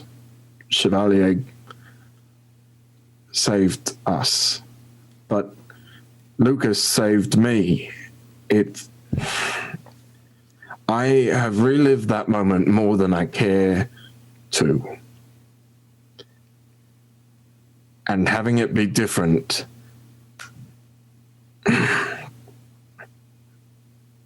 was very strange. Was it better? I don't know.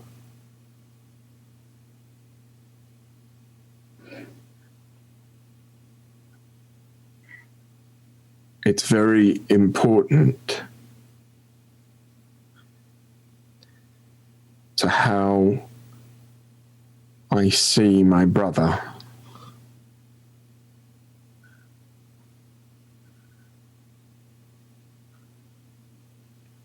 What do you mean? Until I met you, I had never seen Lucas be afraid.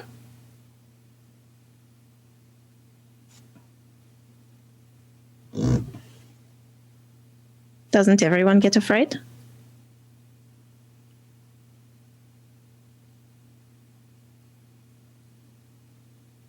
Not everyone shows it.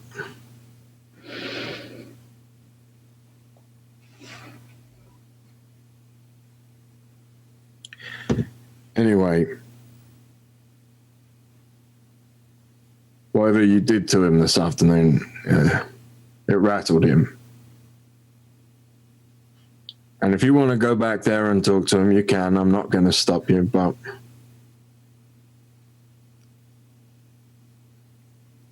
he could probably use a little space.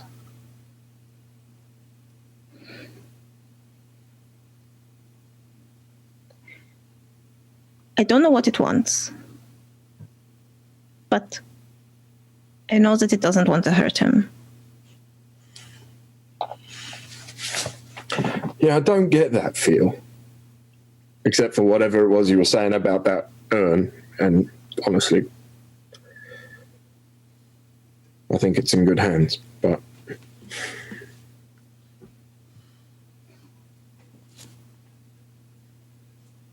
Why would it help him if it wants to hurt him?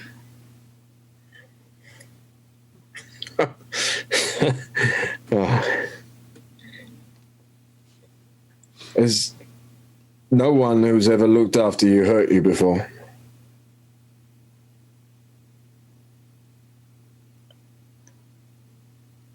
Not physically. Yeah, that tracks.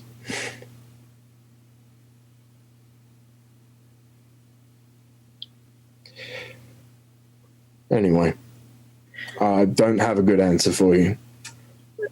The things that protect us should protect us, and the things that hurt us should hurt us, but it ain't always that way. Why did you leave home?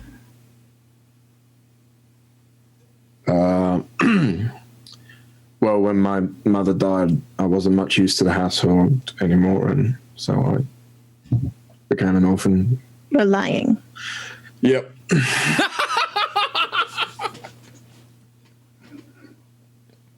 Somebody clip that.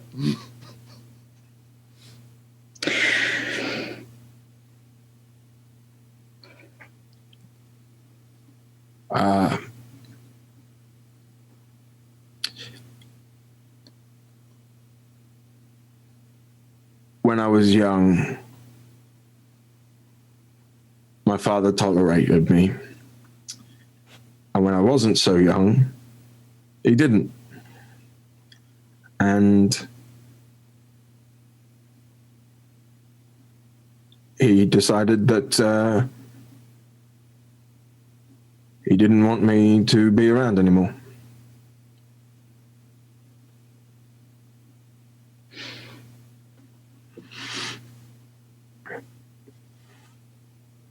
I was a failure in his eyes.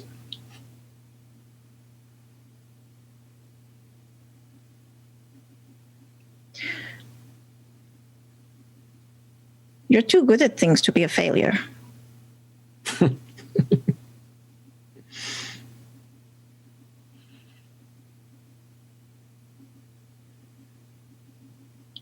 Yeah, it was his failure, not mine.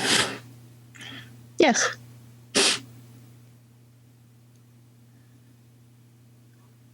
Do you know, have you heard any stories of the Lucas Edgewater, my grandfather?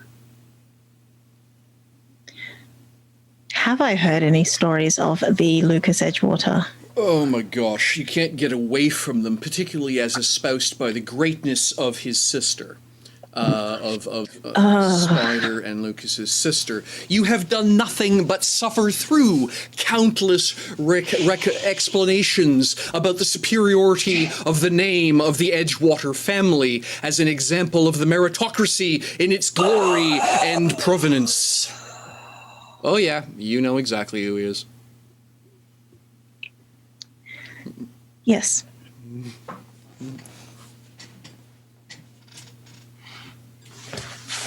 I know they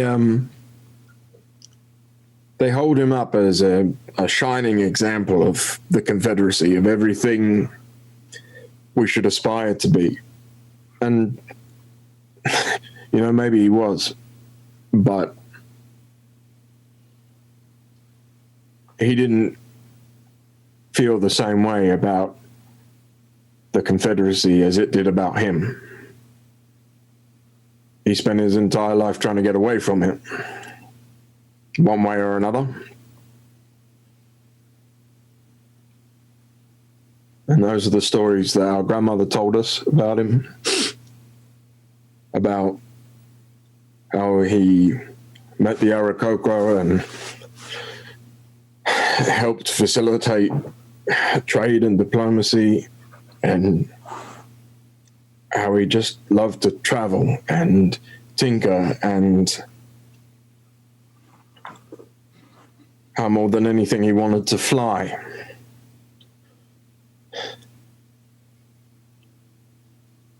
And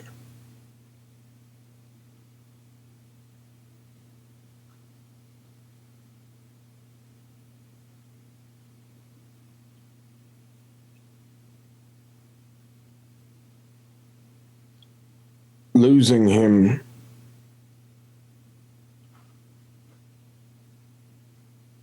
before his time, I think, did a lot of damage to my father.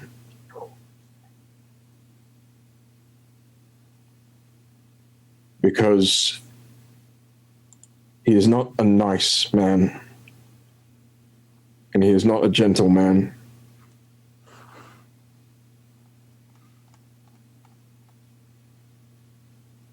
And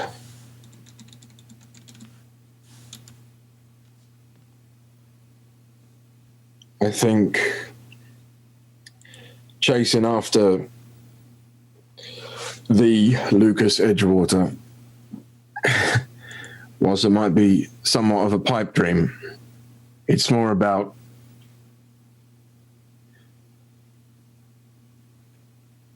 trying to find the men that we want to be, for Lucas and I.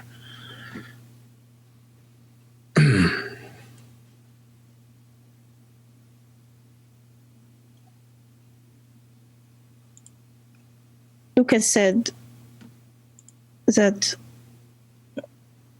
maybe my grandmère knew your grandpa.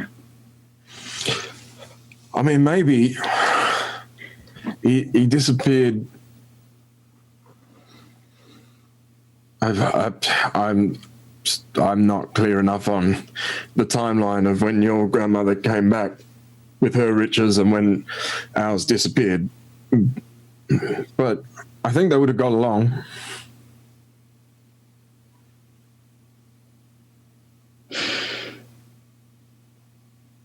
I don't know what the song wants, but maybe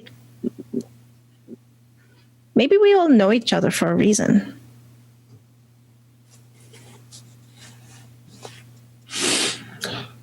Maybe. Anyway, chasing our grandfather's dream is our song, and Chasing my grandmother's is mine. well, there you go.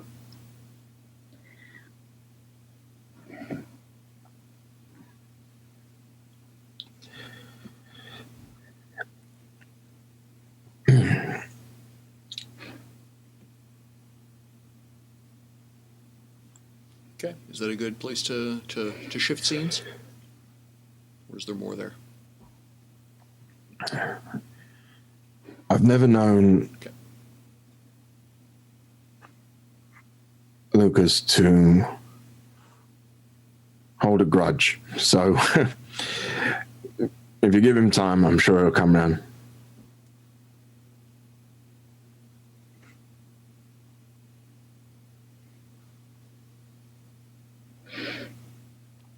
She takes the sparrow that's just kind of been sitting on her shoulder. Mm-hmm. How do you get a bird to just like sit on your shoulder like that? Why doesn't it fly away? Gonna hold the bird out and show that, you know, its talons are just like rose thorns. Whoa. And its feathers are petals. Yeah. Huh. Huh. Hmm.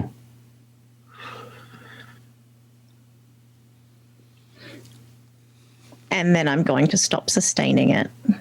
Okay. So it will literally squeak pitifully and become a pile of petals and thorns that tumbles to the ground. I'll catch one of the petals, though, and just hand it to Spider. Yeah, take it and look at it. A rose by another name, huh?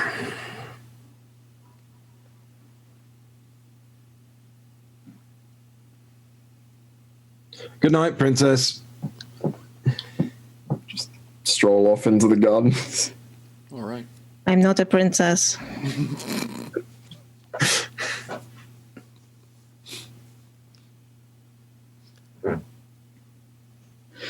Going back to my room. All right. Or Are you going back to your room, or are you going to be waiting for Lucas, who's just about to arrive? I'm not going to be waiting for Lucas. We're not going to be waiting for Lucas. All right, then. So, Chevalier, anyone you need to talk to?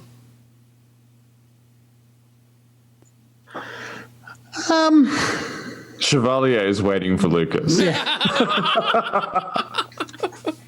Round two, buddy. I mean, at some point, Lucas is going to have to give back the hammer. Yes. So that can easily be any time. It doesn't need to be tonight, but I think once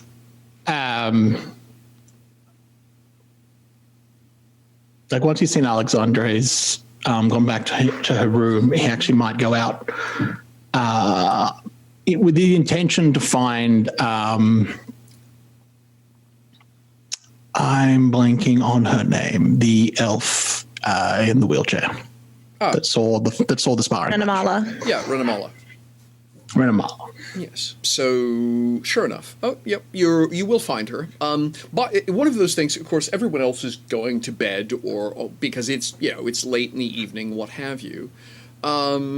Somewhere around midnight, there's going to be an absolutely spectacular fireworks display that goes off above the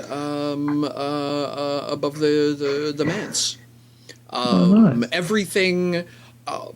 To Chevalier's trained eye, he can tell that this is a mixture of artifice as well as arcane. So there's going to be a series of skyrockets that will go up, and they'll explode in what looks to be a random pattern, and then for one frozen moment, it will look like a peacock unfeathering its tail, and then it will completely collapse. There'll be another moment where what looks to be this bizarre random pattern of skyrockets that go zooming up into the air suddenly form, some sort of a sky dragon or something that again pauses just long enough to exhale what looks like fire, and then it fades again.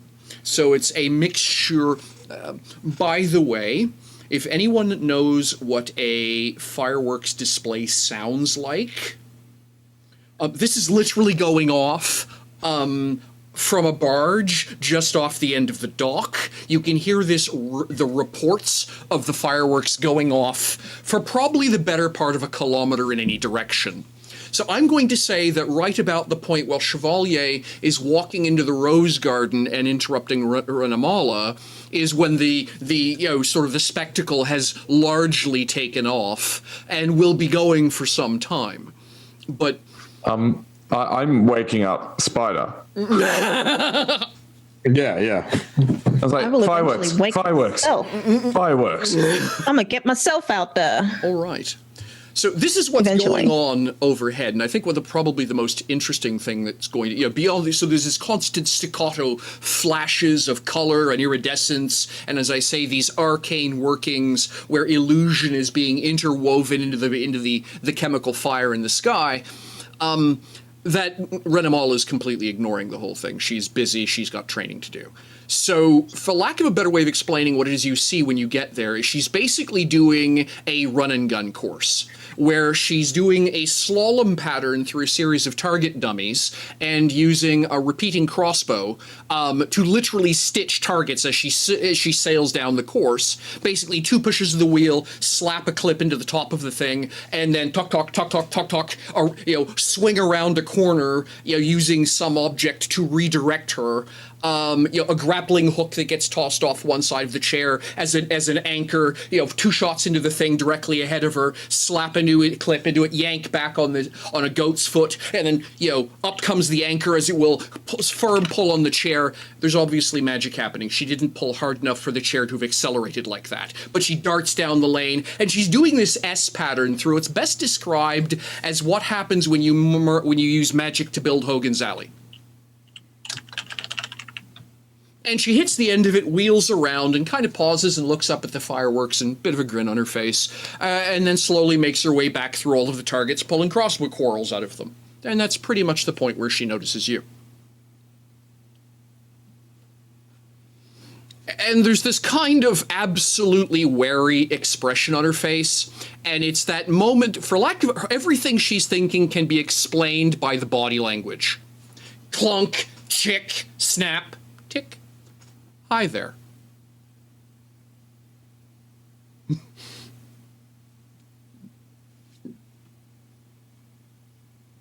I think you're muted, Sam. I am, yes. That complicates your scene. In Elven, I do not wish to interrupt. I mainly wished to apologize for this morning. She looks at you for a moment, visibly bites her tongue about something, but just nods. All right. Anything else?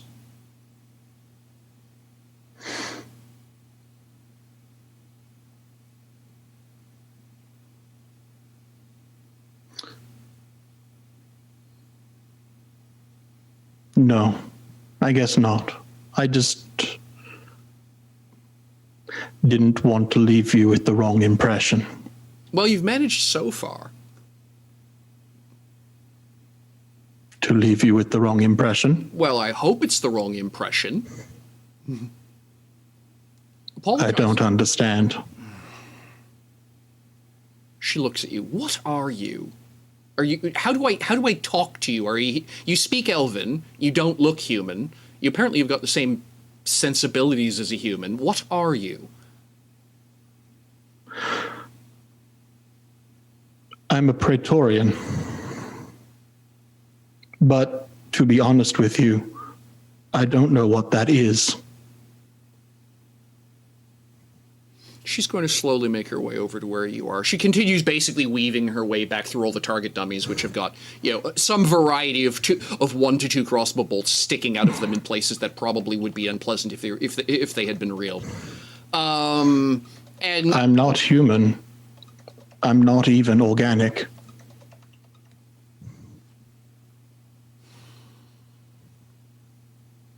She shrugs. So you're a golem of some kind. I get it. Something like that. Certainly. Well, whoever built you is an idiot, she says. If I meet them, I'll pass it on. Please do. Because one of those things, what were you trying to do? Did you not see the look in his face? I did, yes. Does that mean anything to you? Or because we're friends and I apologize, that's okay? No. It was not okay.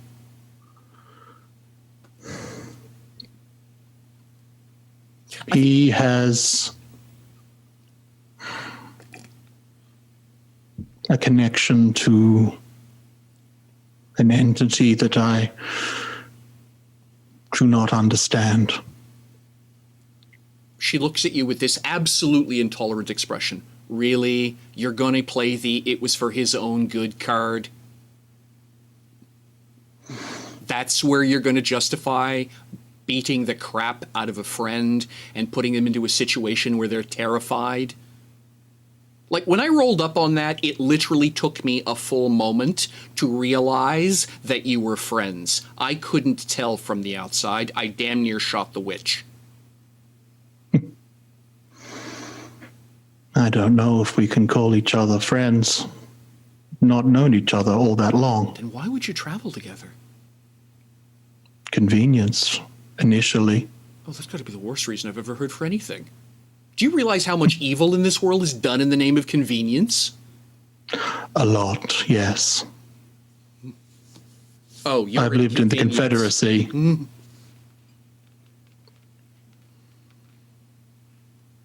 He was aware of what we were doing. We had talked about it beforehand. Is that the same as a choice? I can make you aware of the fact I'm going to put a crossbow bolt in your eye, but you don't get much of a choice. Yes. She kind of sighs at you. The question was, he was asked if he wanted to try and pursue activating the ability. He said yes, but in hindsight, I think it was more pride talking than actual desire. So let me get this right. She rubs her forehead. Okay, so the good news is your creators weren't human. They're not that dumb.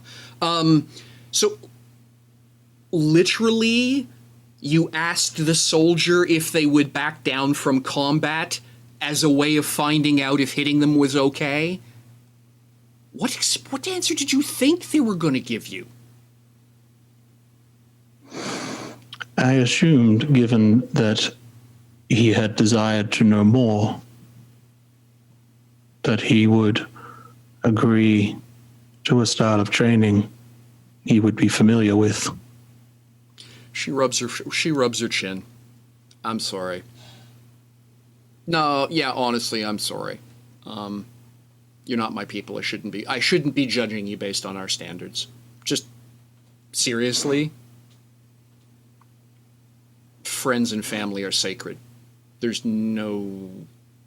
From my world, I couldn't tell who you people were.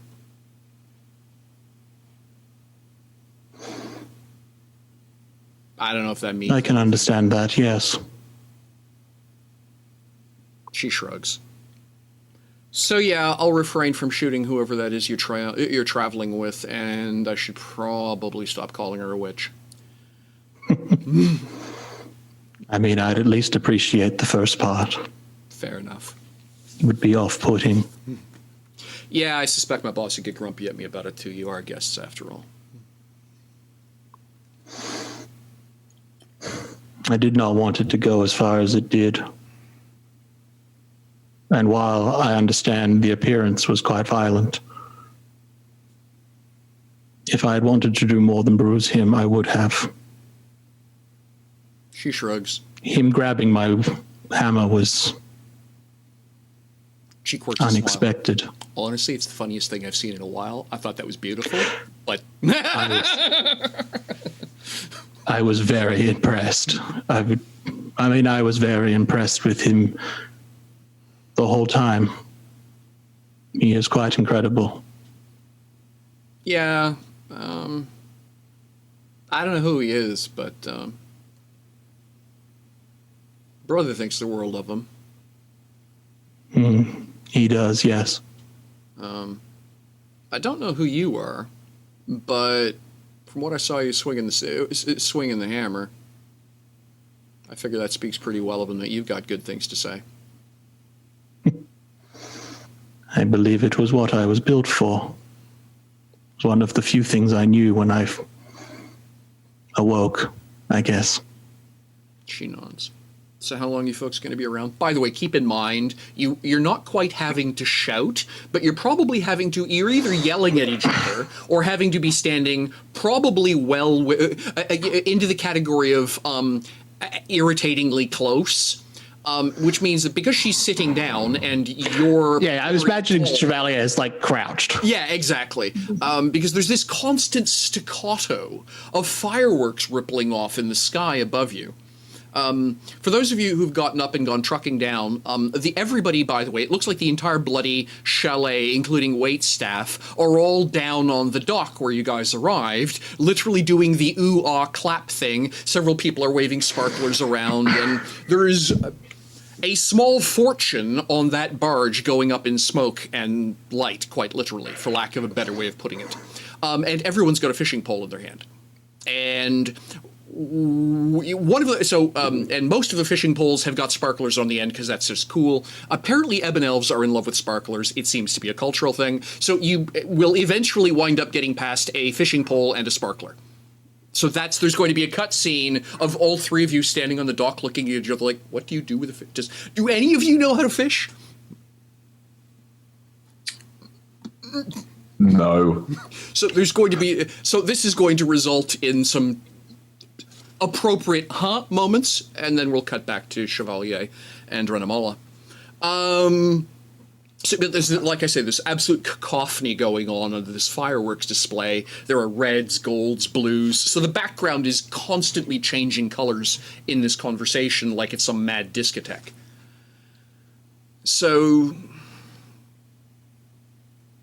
she kind of pauses for a moment. So what's his name?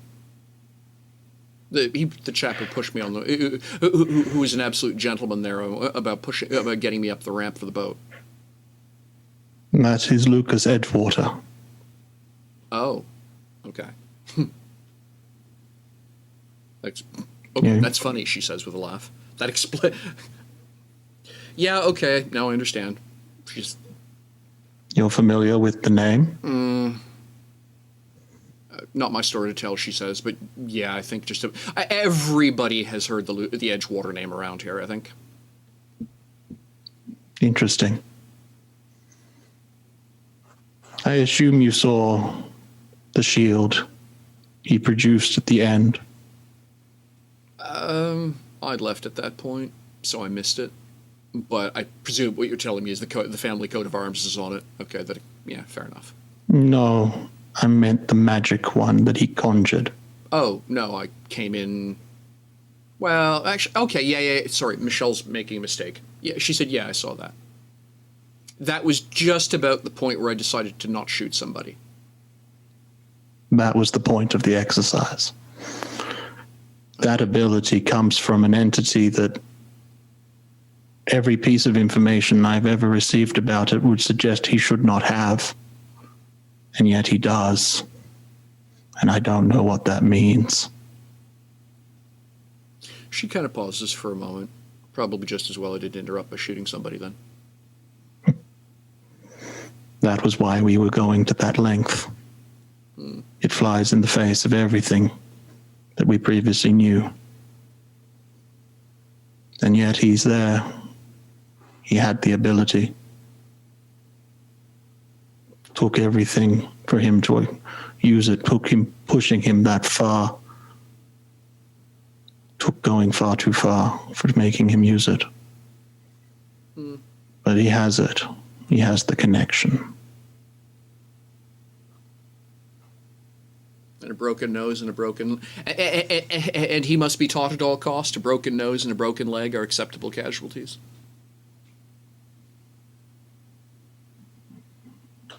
Well, he doesn't have a broken nose. No, but he would have if he hadn't suddenly had a shield between you and him. I saw where that Warhammer was going.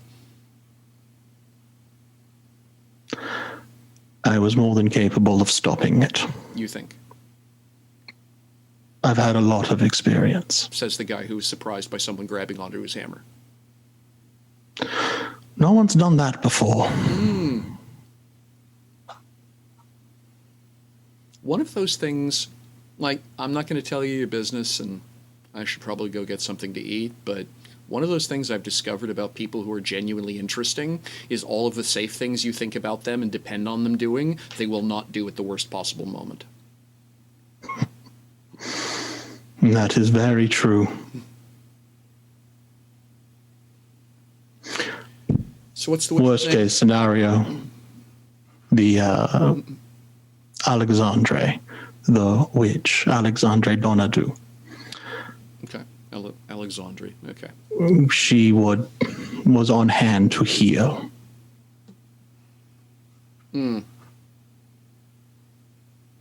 She nods.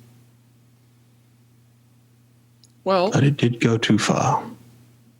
well, like I say, I don't know your culture. I don't know your relationships. I probably shouldn't judge, even though it's my first reaction.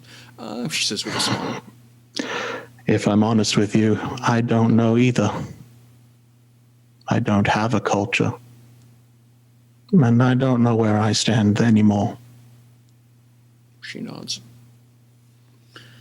All right. I'm going to go get some food. And then I think I'm going down to the dock. It's not my thing usually, but it's a beautiful night. It is very impressive. I'm constantly awed by the things that, well, for lack of a better word, organics do.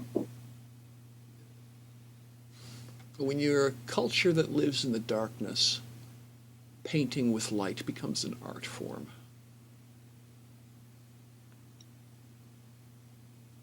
Yes, that makes a lot of sense. So, down at the dock, how are things going? Has anyone successfully figured out how to fish yet? No. Alexandri's spent a lot of enjoying the time near the sparkler. docks, but I think it's just more amusing if he has no idea what's. No. No, I reckon I've caught more clothes than fish. Yeah. Just from whatever it is. I've caught things on fire. That's what I'm doing. Yeah, randomly you've come up with an awful lot of socks. You're not sure why. How's Alexandri doing? Alexandri's not even trying to fish. She's just enjoying the sparkler and the fireworks. All right, fair enough. She's probably just sat down by the docks and watching it. Yep.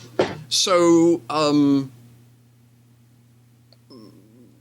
obviously enough, so most of the Ebon Elves are somewhere between 5 past and quarter past inebriated. Because I'm a bit worried about that. Like, it's in all of their food. How much would they have had to drink? Because they've probably got a pretty good tolerance. They know what they're doing. I was just going to say, and there's an awful lot of cheering, and the show goes on probably from about 5 minutes tops. It seems to be much longer than that in the way that fireworks for those people unaccustomed to them seem to go on forever in spite of the shortness of the show. And then there's and then the lot of them are giggling and cheering and going back. And at some points, one of them is going to will be looking at one of you. Let's just say Alexandria, and say, "Are you coming back to the ballroom?" He speaks human with the sort of accent that sounds like he's a New Yorker with a speech impediment. It's clearly not his first language. He's one of the Ebon Elves? Yes. Then I will reply in Elvish then. Okay. Fantastic. What happens in the ballroom? He kind of laughs for a moment. Oh, good, you speak it. You speak my language. Well, a ball actually. It's now. Oh, right. Sorry. Keep in mind it's our midday. If it's our midnight, which is your midday. No, that doesn't work either. It is midnight for everyone, but it is middle of your awake time. Right, and there's a ball. It's the Fisher celebration. So. Oh, yes. So, let me guess. No one told you. No. I'll talk to the waitstaff. Yes. I'm so sorry. You were all you and your friends of your guests of Equidian. I was told about you folks. He says he takes your. By the way, somewhere in this process, he's wound up giving you his arm, and you're now walking along arm in arm. Before Alexandri kind of clues in that you're now walking arm in arm with this chap. Yep. Now I'm going to a ball. This is great. I'm having a great time. So yeah, he no, I'm sorry. The waitstaff were all supposed to have left you invitations for the evening, so you would know to have a nap, so you could take part if you wanted. It's a Fisher celebration, he says. That's what all the Fishing is one of those things that only us folk who emissary get to enjoy because, well, there's not a lot of it where I'm from, she says with a laugh. I mean, there are underground lakes, but most of the things down there are carnivores. And they, when it's as big as you, it's no longer fishing, he says with a laugh. When it comes back, it's no longer fishing, he says with a laugh. Can I ask, why do you live underground? Why do you live above ground, he says. Well, it sounds a lot less dangerous. You speak like somebody who lives above ground, he says with a smile. Fish don't try to eat me. I'm Krazo, by the way. So... Alexandri. Pleasure to meet you. So are you one of the Edgewaters as well? No, I'm not an Edgewater. Okay, fair enough. I know there are a couple of Edgewaters here. I was just curious which ones was which. Yeah, I mean, we were born there. It's asking me, you know, why do I live underground is asking why birds fly, because that's the space they occupy. Why do you know the Edgewaters? He smiles for a moment. Family history, we'll call it that. I'm sorry, what? Family history, he says with a smile. Your family has history with the Edgewater family? Well, one of the Edgewaters, yes. Which one? Captain. Which one? Oh, there's more than one Captain Edgewater? I don't know. Okay, well, the first one, I guess. Okay. He pauses, he smiles at you and chuckles. I'm really bad at human history, and I do apologize. Yeah. That's okay, so am I.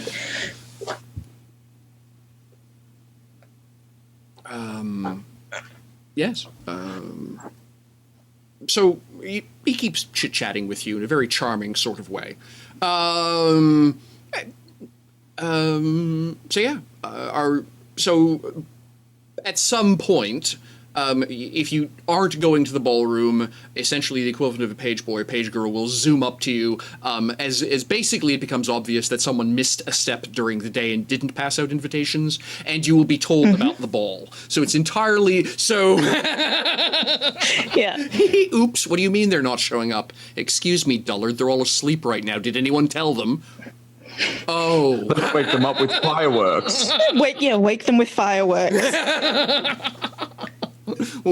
Alexandria will go get dressed for a ball because, yes, of course. I mean, the likelihood is she's in pajamas. If Krazo noticed, he didn't say anything. Oh, thank goodness. So, yeah. So is Spider going to the ball? I don't think so. All right. I think, yeah. I think after the fireworks, Spider wanders off to find Chevalier. Fair enough. Is Lucas going to the ball?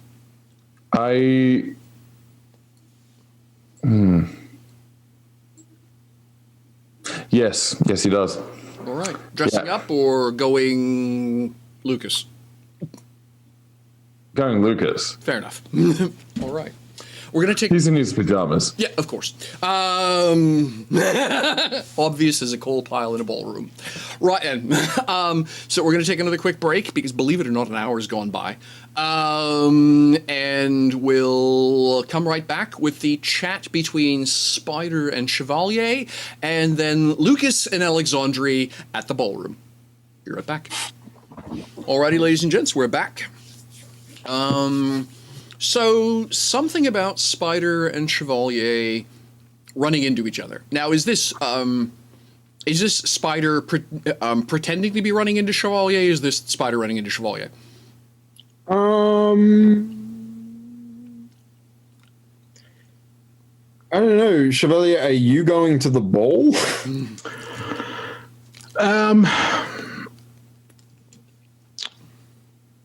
Probably, because I just assume that it's like there's a ball, Alexandria's going to go. Yeah, I wonder whether this is like Spider and Chevalier just like standing at the side of the ballroom while, I mean, Alexandria's still getting changed and. So, if that's the case, then you two will probably be some of the first ones there. And the first thing that becomes very, very obvious is that sometime in the past few hours, the populace of this place has tripled. Yeah, a bunch of people turned up. Yeah. You noticed that there was a couple of boats that were anchored away. Obviously enough, when you guys arrived, the barge wasn't there. So the barge was probably brought up here sometime today or in the evening. And there are a couple of other boats, anchored in the stream away from the dock, because the dock was being used as the viewing platform. So, excellent question, Chantal. Excellent question. You never know what might just happen suddenly because of all of those assassins that were on boat number 3 that you haven't seen yet. No, not boat number 3. So there's literally, and it's practically all ebon elves. And so the place is, there are a few other races present. There's a couple of dwarves, literally a sort of mixed bag of all other races. They're all very well dressed, indicating they're sort of a who's who. So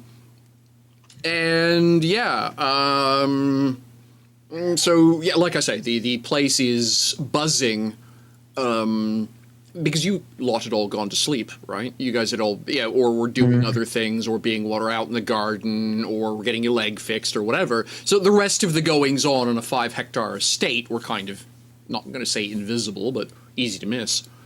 So yeah, literally the population of the place has tripled, and most of them are standing in the ballroom right now, as it were. No, because I absolutely refuse to use PayPal. I just saw that message. I don't like that that's your reasoning. I don't like that that's the reason. I mean, I'm assuming at least a few of the guests are trained assassins anyway. Yeah, so I think as soon as it becomes apparent that everyone's coming to the house that we're in, Spider searches out Chevalier immediately, and probably catches them somewhere near the ballroom. Yep, sure. This is an unexpected turn of events. Yes. Interesting that we weren't told. Somehow I don't think Alexandria will be disappointed, but our safe house just got a whole lot less safe. Yes.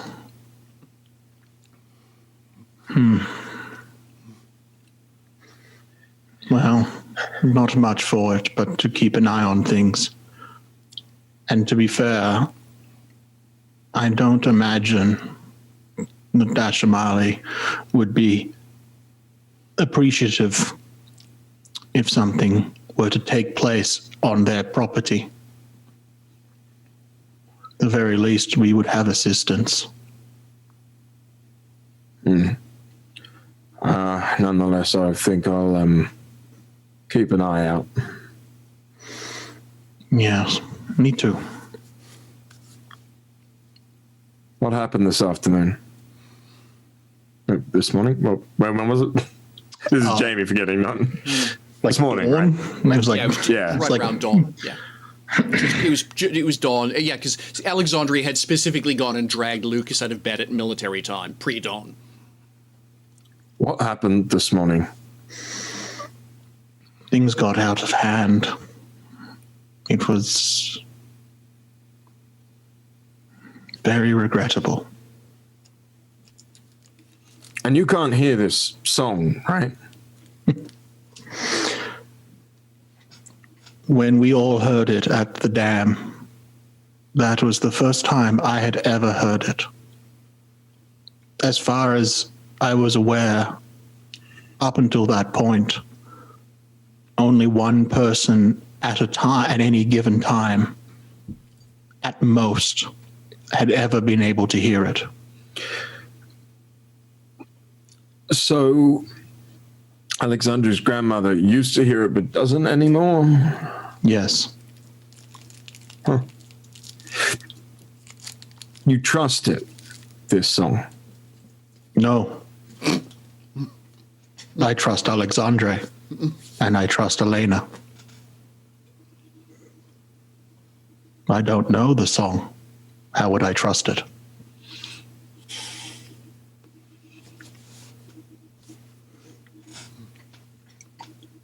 And so you found out Lucas could hear it, and you thought, oh, let's push him. And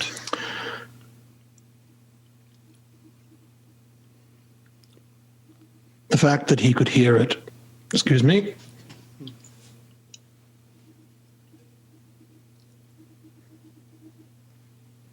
That awkward moment where you shouldn't have eaten during the break. That was really silly of me.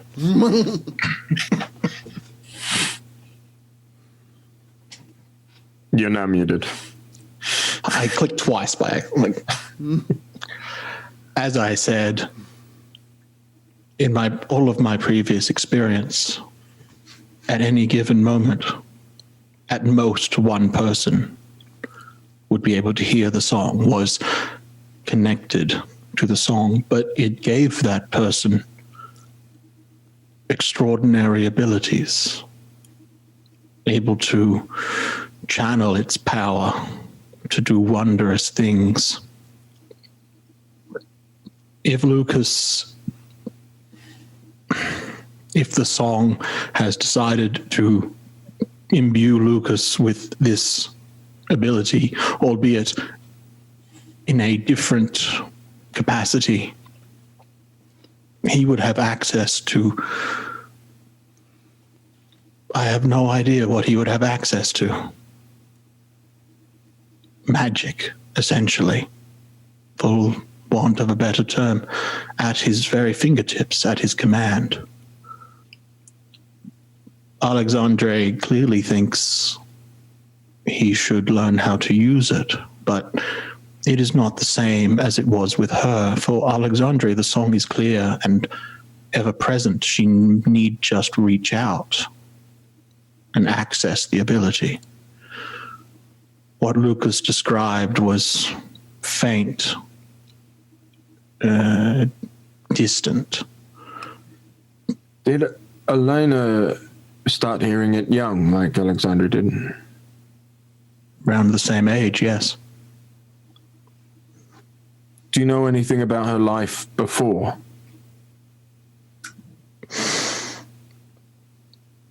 My understanding is that she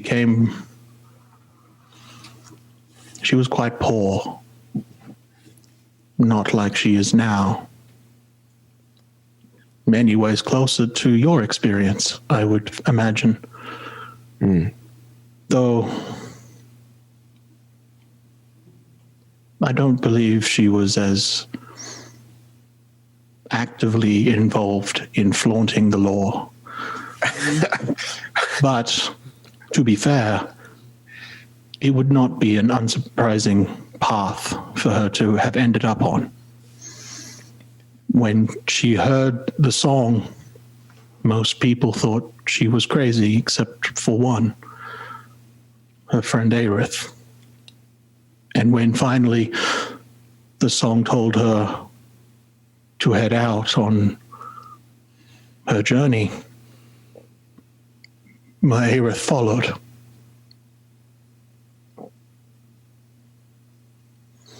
The song has an objective. It has something it wants done.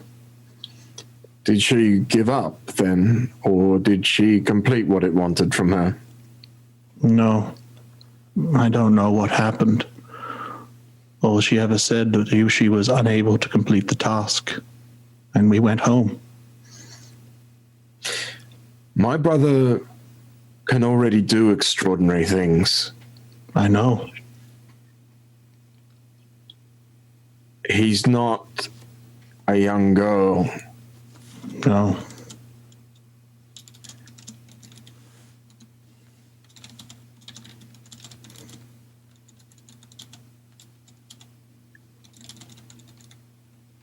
I do not have answers for you. I do not myself fully understand or even partially understand the song. I don't think Alexandre does. I don't think Elena does. I think whatever the song is, it is an entity beyond our experience, powerful beyond measure. And it has an objective. I don't know if it's good or bad, but the people that it has selected to do this task have, well, universally been good themselves. If I were to judge it by the people it chooses, I would judge it kindly. Yeah, I mean, that's that makes sense. If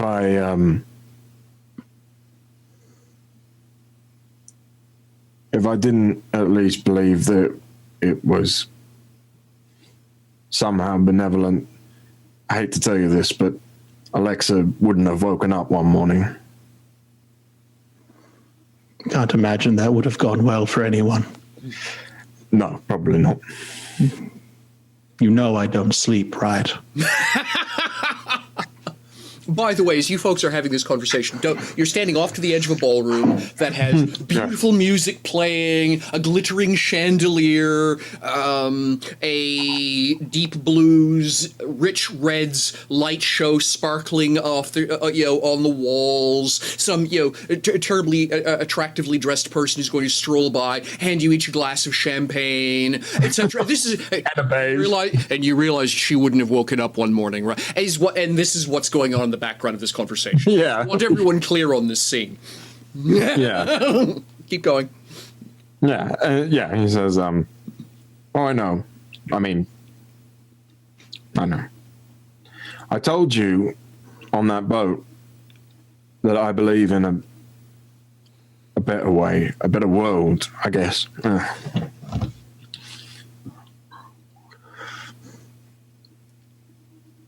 I was hoping I would find it with my brother out there. But the truth is, I think it found us, and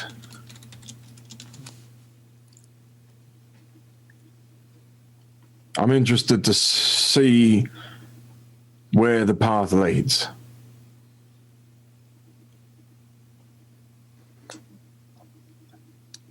I do not know if there is such a thing as fate or destiny.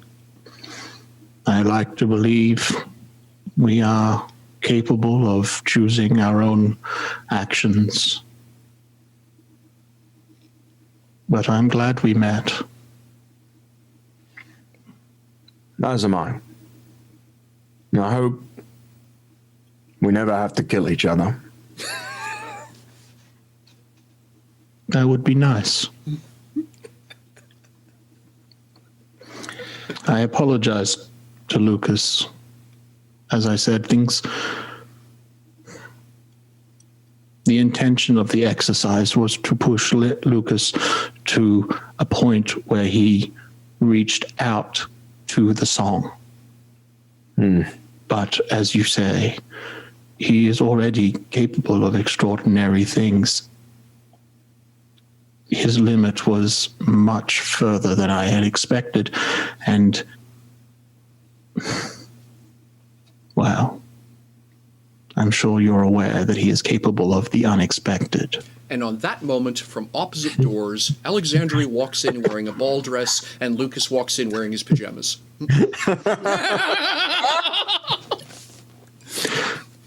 Case in point. All right. He would have liked it. He literally grabbed my hammer as it swung by and was sent soaring through the air. Yeah, that sounds about right. All right. We can continue this later. Keep your eyes out there. Jasper, He does have the ability, though. He was able to use the power. Yeah, he said that. He also said that it scared him, the song. Well, not in so many words, but... Well, to be fair, a lot of his experiences with the song have been not in the best circumstances, though, if, to be honest with you, I'm not 100% it's always been the song. That is a more worrying statement than I care to think about in this moment. I'd say it's giving me sleepless nights, but... Yeah, well said. Well said. Lucas goes to the food table. Sure thing. Typical lupus. Exactly, great mustache.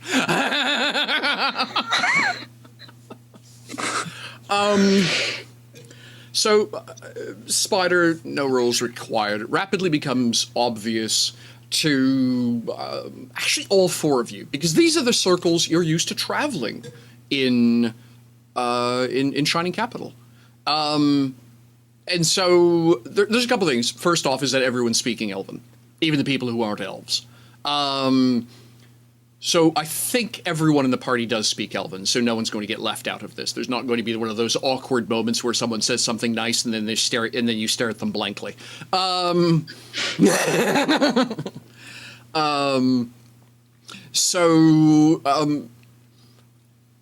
would say probably half of the people here enjoying the evening are Spider and Chevalier. Is the best way of explaining the crowd. The rest of the people here are Alexandri. So there's an awful lot of bodyguards, professional hitters, professional blockade runners, professional knives in the dark, who are here dancing and looking terribly dashing in exceedingly expensive clothing. And then there's all of their employers.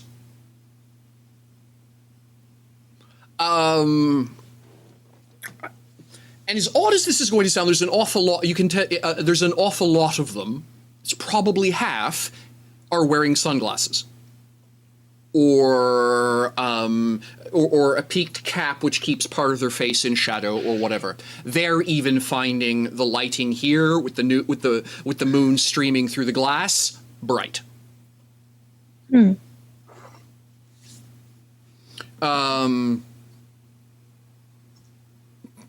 That's really fun. That's really funny, mustache. You've been taking notes. I deeply appreciate that.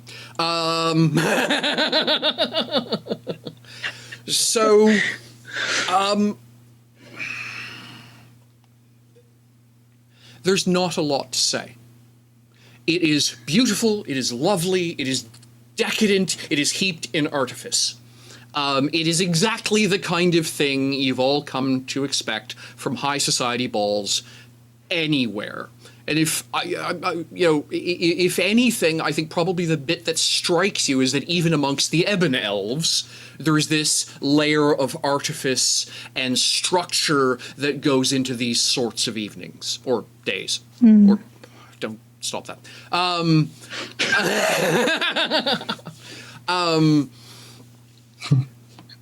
And so the music is beautiful, the food is delicious, the alcohol is spicy, the people are wearing, other than Lucas, wearing some of the most finely made things. The Ebon Elven color palette is radically different than their surface dwelling colors idea. So where elves would go after silvers, golds, greens, rich summer toned yellows. All of the Ebon Elf stuff bluntly helps a lot if you can see either infrared or ultraviolet. It's color palettes that range out into those two spectrums: deep purples, rich blues, heavy reds, colors that probably to a human eye are going to be a smidge garish because of the way humans would perceive those color palettes. And again, compared when you throw it with that brilliant blue, the brilliant blue light of the moon shining through all of that crystal cut glass, it produces yet another effect of color. So, interesting things. So let's be blunt. Lucas is getting a lot of very polite not staring. Is the best way of explaining the reaction. At some point, a dwarf is going to stroll up to him, look at him. Lucas will, probably to his chagrin, recognize the dwarf from Attorney Field, and he'll say, "You forgot your clothes."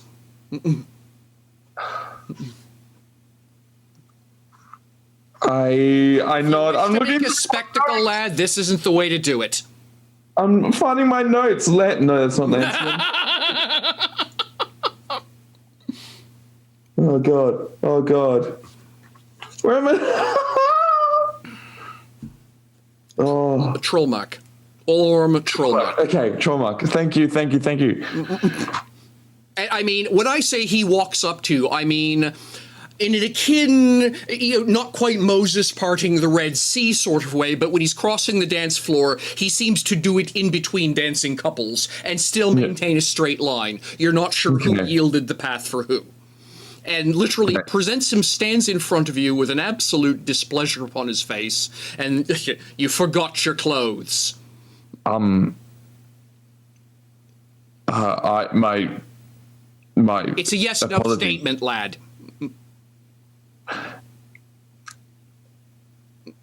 Full disclosure, I didn't even know this party was happening, and suddenly I'm here. So he up on his tiptoes, does his best to clap you on the shoulder. You're awfully tall, so it doesn't quite work as well as he wants, which means he just about tries to wrench you down to level so he can look at you and say, in that very buddy-buddy kind of way, "The door swings both ways. You could have gone back out and gotten dressed."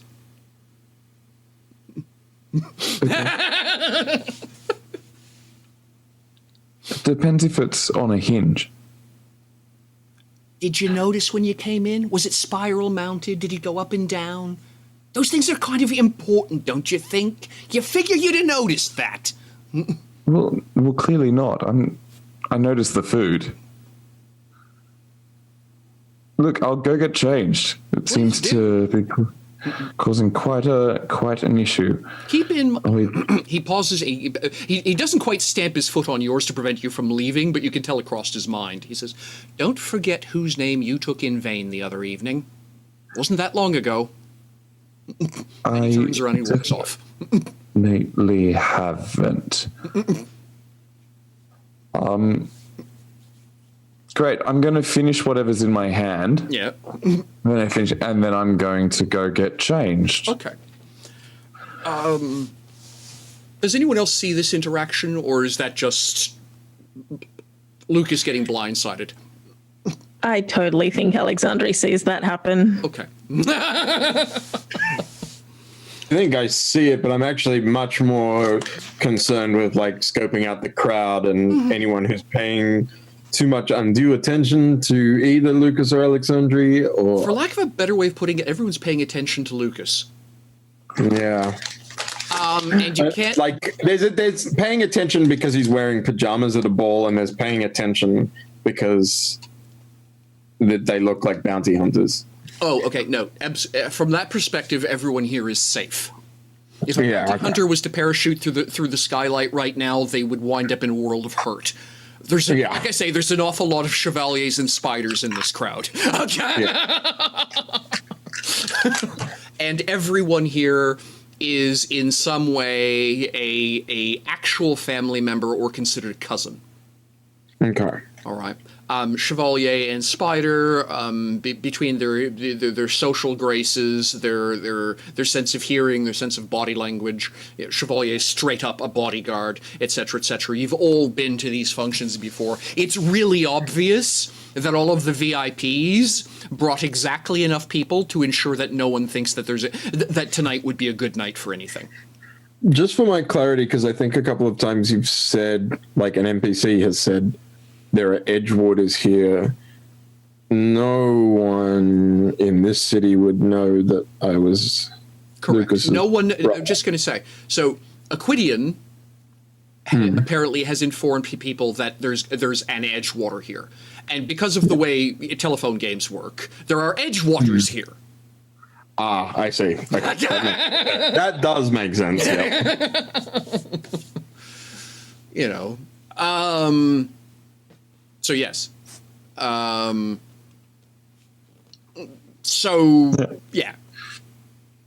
Lucas is going to find. I'm sure there is something. I mean, he had in the locker, whatever, or in his bag, full-on squash outfit. So I'm sure there is going to be something that he can wrangle together in order to. I think we borrowed those from the house.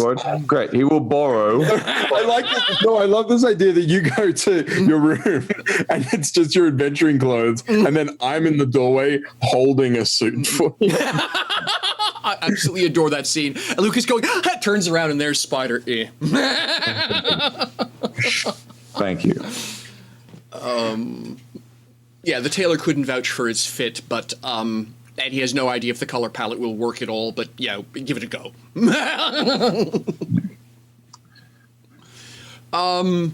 So Lucas, I have a question.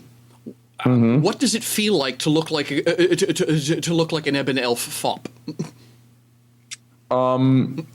Look, Lucas has worn clothes that are not his most. What is it? His go-to. So he does know what it. Yeah, it's not comfortable to him, but he knows why. I don't think he expected to have consequence for for not wearing them. So, And Sam is trying not to cry. So it's more, I think for him it's just like, oh my God, this is what obligation feels like. Fair enough. So a little while later, Spider and Lucas will return to the ballroom. And yeah. I go back to the food table because there were some things there that I hadn't eaten. Agreed. Yes. So looking a whole lot more like you actually fit in this crowd. Yes. There is basically what passes for the ebon elf equivalent of Turkish coffee. Pound of water, pound of sugar, pound of coffee. Don't stir the pot, literally, because you bring it to, you bring the stuff to a boil, then you let it cool down, and you let everything settle at the bottom of the pot, because otherwise you have to chew your coffee, which is less fun. They're ladling, so it's flavor, it's Turkish coffee, a la Ebon Elf, which means there are flavor shots that you can go with it. Basically, literally, you've got someone who's bartending the coffee pot. And some of the choices make perfect sense to a human palate, and some of them are obviously an acquired Ebon Elf taste palette.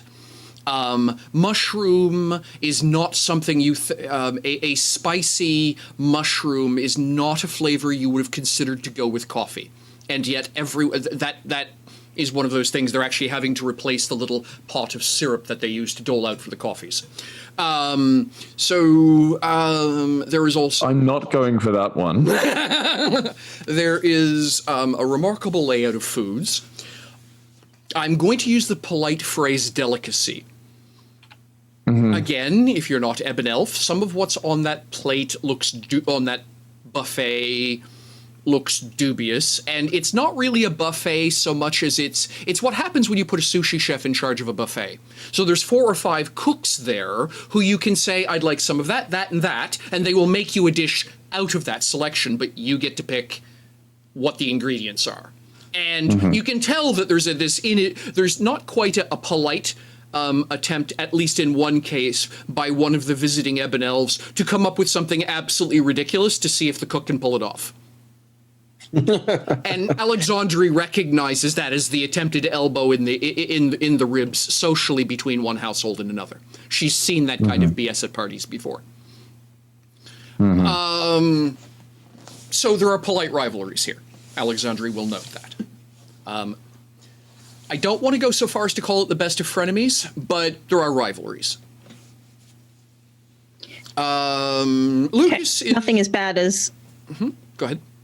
nothing as bad as like the situation between she and Eleonora. No, absolutely not. No. Or if so, everyone is being respectful of the mood of the fact that it is the Fisher celebration. Right. Which is basically a 2-day party. So why ruin Is there the any? first night? Okay. Is there anyone that's staying away from anyone else? So, well, actually, a couple of people. You will, Renamala will be off to one side, kind of just basically chilling and watching the room. Her chair has been put into peacekeeper mode, so all of the flank armor has been removed. The cavalry saber is not present. The mounting for the crossbow is not there, etc., etc. And she's actually dressed up a whole lot less like someone who hunts vampires for a living. That's nice. And she's actually wearing, reasonably attractive, if slightly masculine, attire. Pants instead of a gown, that sort of thing. But yeah, no, she's off to a side, just kind of, you can see her, kind of tapping her, kind of nodding to the sound of the music and tapping on the arm of her, chair. There are a few other people, all of whom remind you of either Spider or Chevalier, kind of hanging around at the edge of the room, watching everyone else have fun. Okay. But socially, everyone seems to be getting on. Yes. Okay. Let's just say the guest list was curated. Right. Very good. At one point, gosh, I'm having a blank. Come on, Michelle. Lashadi will actually pop over by Alexandria. You were right. We got the word officially. We got officially early this evening. What? Grandmama is coming here tomorrow. Quidian got a hold of me today. Sent message today on the packet boat. Oh, tomorrow? Yes. So she'll be here mid-evening tomorrow. For the second half of the party, basically.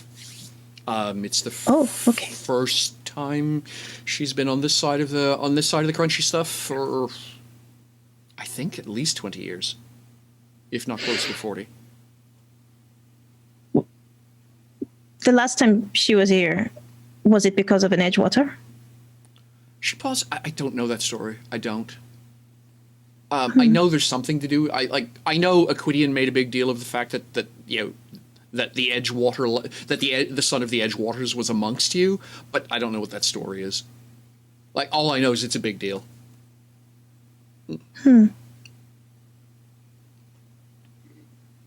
That's interesting. So yeah, so yes, you and your friends were right. So points to you. Not surprised I'm the last person to find these things out, she says with an eye roll. She has a mouthful of whatever she's got in her glass. Having fun? Yes, it's very different, but also very similar. Oh, how so? Well, your clothing and your food is very different. Oh, okay, yeah, the obvious stuff. Got it, yeah. It's the obvious stuff. The social environment is very much the same. Well, that's interesting, she says with a smile. I've never been to Shining Capital, so I have no idea what it looks like there. You should visit. I'd have to ask, but it might be a fun thing to do, yeah. You have to show me around some. Why would you have to ask? Oh, she kind of pauses and kind of gives this. She literally glances around to see if anyone's staring, for lack of a better way of putting it. The fact that you and she are talking, she kind of tips her head close because we're here. Everybody who's above the crunchy stuff is here on business. This is essentially a diplomatic posting. It's a business posting.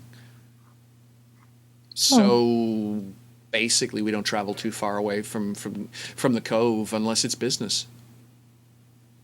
And let's be honest, if I'm going to vacation, it'd probably be home. Wait, this isn't home. Where is home? Oh, she laughs. Straight down. Well, no. How far down? Well, okay, she laughs. No, it would be more like straight down, just off the coast of Glitter Delta Cove. Would be much closer to straight down, but yeah. Oh, I think it's a half a day travel. Down? Yeah. Oh. You two are speaking in Elven, by the way. So, Yes. Because essentially, unless you specifically say you're speaking human, everyone here is speaking Elven because that's Yeah. Makes sense. So she says, well, yeah, it's the. She pauses. You've never been to the. I'm sorry. I'm sorry. My biases are showing. She kind of taps herself on her own wrist. Yeah, the Great Caves is where we're all from. It's a country underground. It's the best way of explaining it. It's a cave complex that runs for hundreds of kilometers in every direction. Some parts of it actually under the sea. That sounds incredible. The caves are big enough. They have their own weather. Some of them have lakes.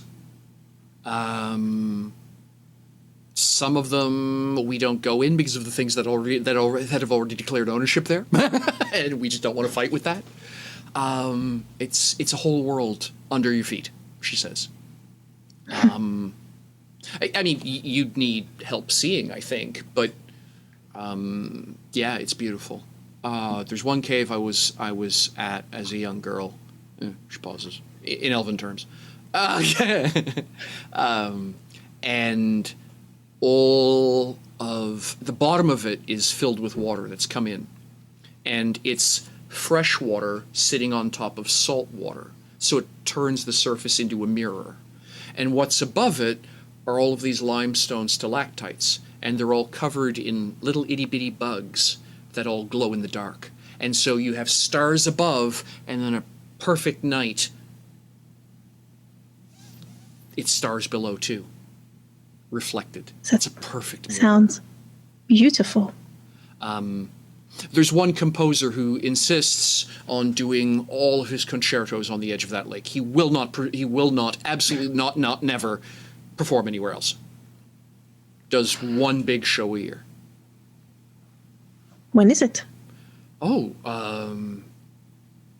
do me a favor. Roll me 3d6, Chantal, and tell me if you roll any sixes or any ones.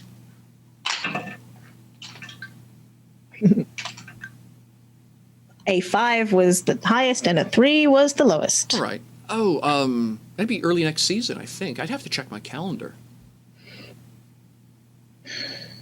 I would love to see it.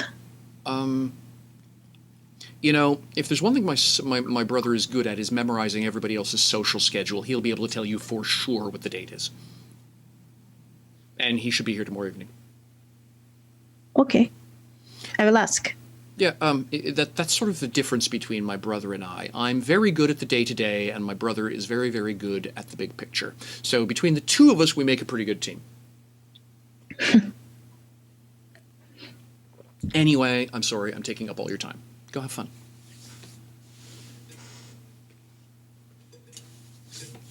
She goes and dances with whoever will dance with her.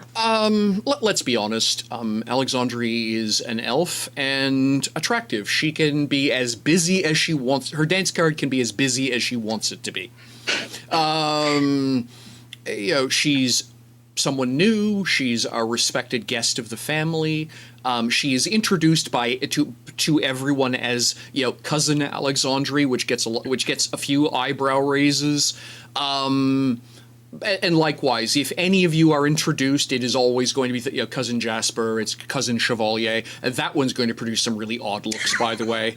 And you know, but probably the one that gets is cousin Edgewater. Will be how Lucas is introduced, and that is going to produce a lot of both raised eyebrows amongst about 20% of the crowd. Everyone else just finds it interesting that you're being, you know, basically it's the difference between San and Sama, you know, honored sir versus friend. So essentially you're getting that honored sir introduction, which is enough to raise the odd eyebrow, but amongst the few people who actually know the story about Edgewater the Elder, if you will, then that's going to result in a lot of very elaborately manicured double eyebrow raises. Okay, I'm wondering how much Lucas is picking up on that. I will leave it entirely up to Drew. Okay. I don't think it would escape Spider's notice. How about that? But whether or not it would escape Lucas's notice is a different discussion. Yeah, I mean... and Lucas is going to be somebody else whose dance card is bloody well full, probably to the point of irritation. There's an awful lot of pretty girls and pretty boys who want his time. So, yeah. Well, Lucas, having been shamed by his champion, I think he's going to do his best to try and feel less like he's got his tail between his legs. So he's going to, essentially do what he has been taught to do his entire life, which is flick that switch and dance, baby. Well, at the end of the day, that's the thing to remember about both, Lucas in particular and Alexandri. You folks were born and bred to the court. It comes under a different name, right? But functionally, you were born and bred to the court. You were born and bred to the ballroom. That is, it would have been literally unthinkable that your parents would not have ensured you had taken dance lessons, had taken lessons in courtoisie, all of these social graces, because those are the things that define the Sinru. Right? So, yeah, I mean, this is really funny this is happening, because for the past couple of weeks we've been talking about how everyone would dance, and everyone's been like throwing these things out for what each would do, and I've always stayed silent. I'm like, what Lucas looks like when he dances. Everyone's just made assumptions. But because of exactly what you said, Michelle, Lucas is a very good dancer. It makes sense. It's only because he's had so many lessons.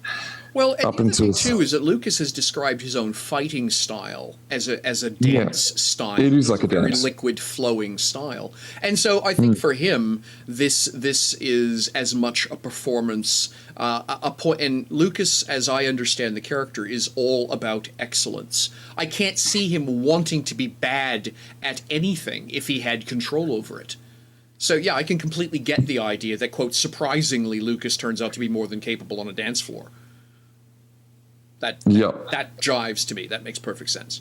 Yes, he would it would be literally whoever wants to, because he doesn't know anyone either.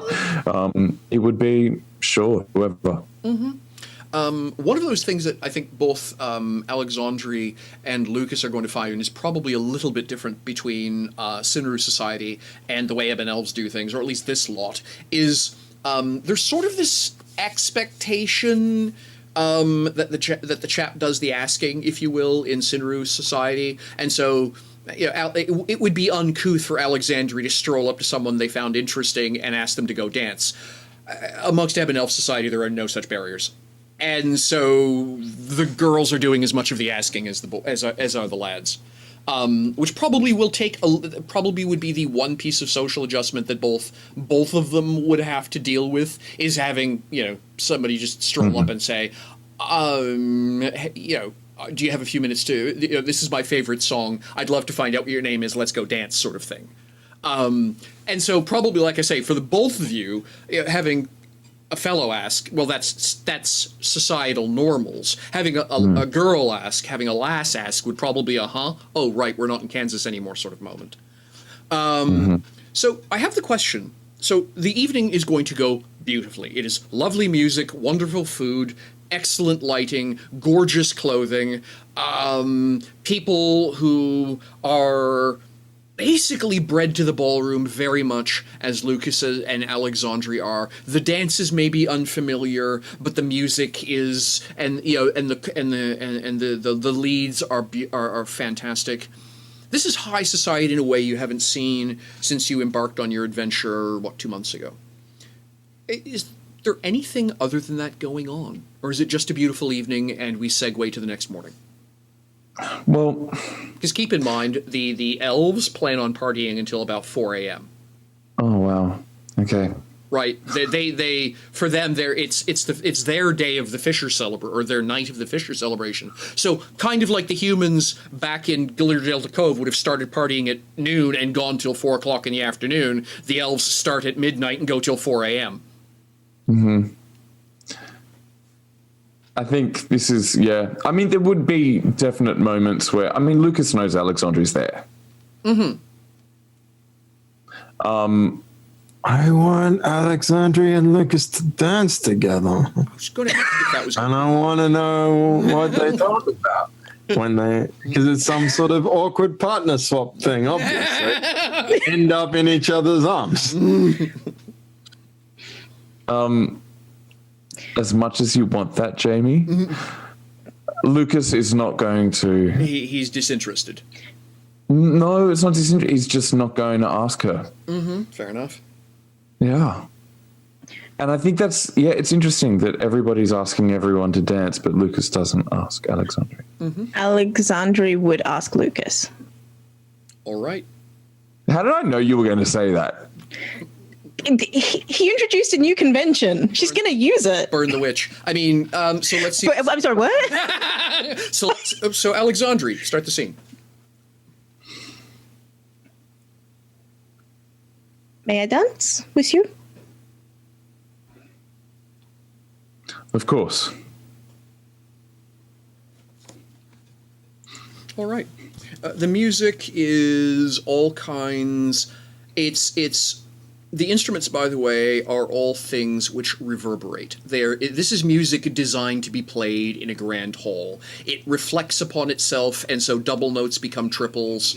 And they're literally playing games with how the sound moves in the space to. You're literally getting to listen to music that wasn't played by the way that the instruments use the space around them. Keep going. So you two are swirling around the ballroom. It's something. It's not a polka. That's too fast. It's going to be something much more stately. Just because I absolutely adore the Viennese waltz. It's a patter song. I was just going to say it's probably. You can just turn your microphone off. I think it's probably something in the feel. It's a rave. Yeah, I think it's something in the feel of Viennese waltz. Yep. Which, of course, involves an awful lot of time of hanging onto each other's waists and smiling and looking at each other. Oh, good fun. So, carry on. I mean, from the outside, Lucas looks happy and smiling, and it's all charming, and everyone's having a great time. Of course. From the outside, Alexandri's face will not perfectly mirror what she's thinking, but won't be as crisp in its, this is the public face. Gotcha. Her mask has slipped slightly, you say. Yes. She just doesn't social mask quite as well. All right.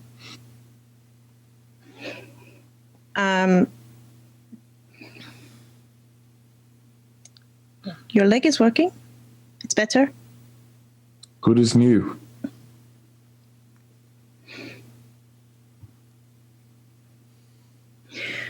I found your rose.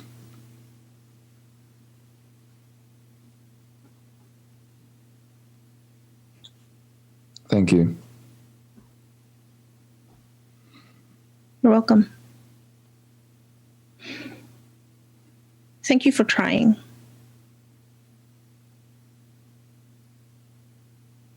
I didn't have a choice, did I? Why? Well,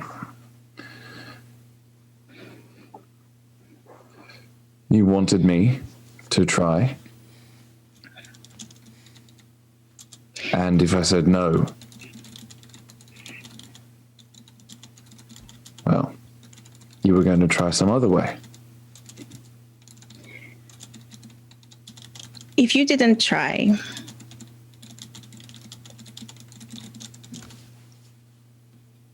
how do you know? Says at some point you wouldn't do something.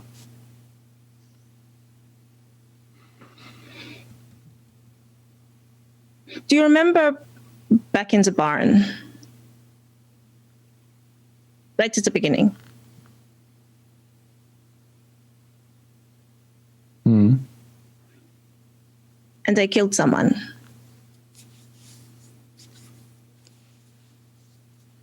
Yes. I didn't mean to do that.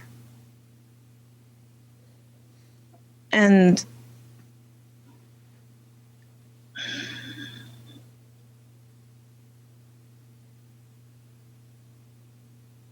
I did. And if you don't know how to use something that is given to you,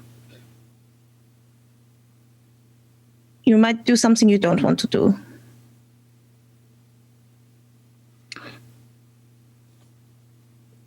That's assuming that I want what is being offered. Everyone seems to be... It's not about want. You've been given it.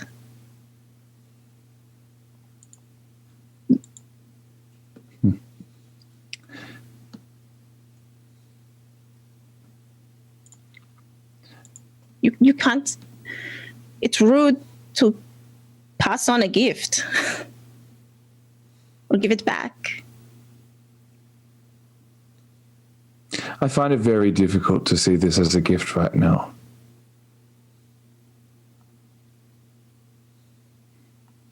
Also, Right it's also now. rude to force someone to accept a gift.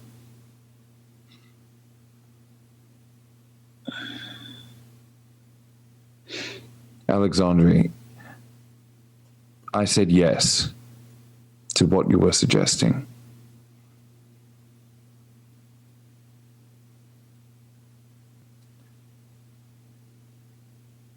And that is my responsibility.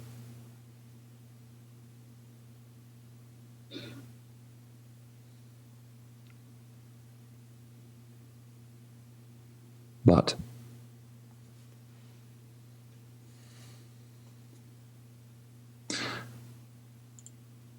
I mean this with absolute respect.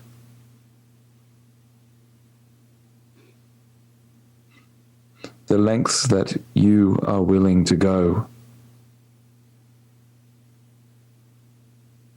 in order to make me accept this gift.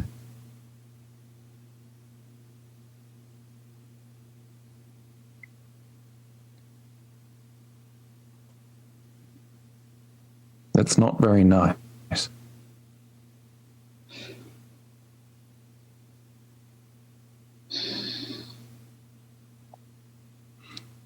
Now, whether or not you think that I should should use it, and how I should use it, and when I should use it, and what I can do with it, all of those things. If you want me to do all that, then yes. Sure, I'm open to saying yes.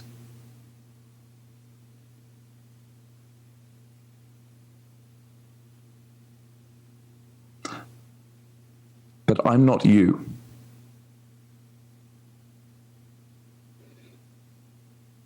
And this gift and how it affects me is very different to you.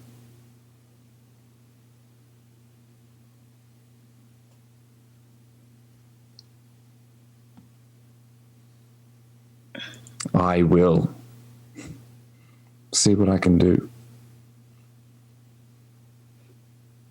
I'm curious. I also want to see what cool shit I can do.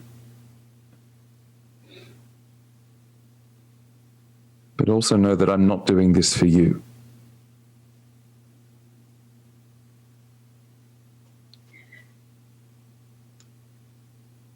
or the song.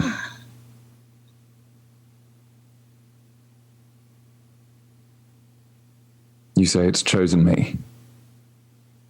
Well,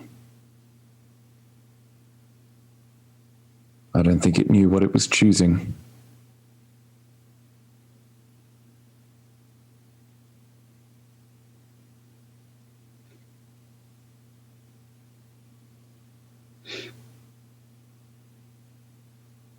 I do not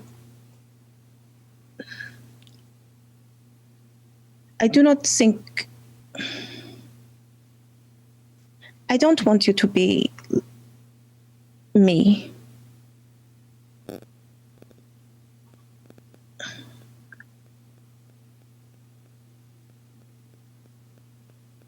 I want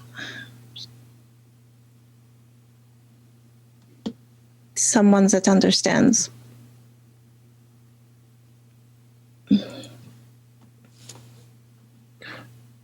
A word of advice, Alexandri.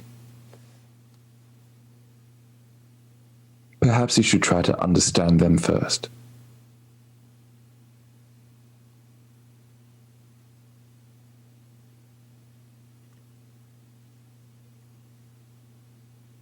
Okay.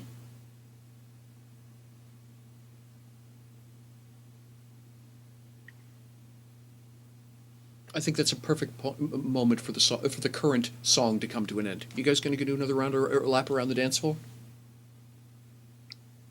No, I think Lucas is going to call it a night. Okay. I would definitely like to approach a similarly standing by the side bodyguard, but one who clearly raised their eyebrows at the mention of Cousin Edgewater at some point. Mm-hmm. Do you particularly care about race or gender? Nope. Fair enough. All right. So, yeah. So, if that's the case, then it's undoubtedly going to be an ebon elf. In this case, a chap. He, for lack of a better way of putting it, has the same slouch that Spider has. That sort of, oh, look, I'm completely indifferent to my surroundings and clearly not paying attention to you. Mm-hmm. Yeah, that guy. Or girl, whatever. Yeah. So, yeah, there'll just sort of be this drifty kind of expression on his face as he clearly sees you walking over to him while not paying attention to you at all. And as you just about get to hello range, he says, yeah, what can I do for you?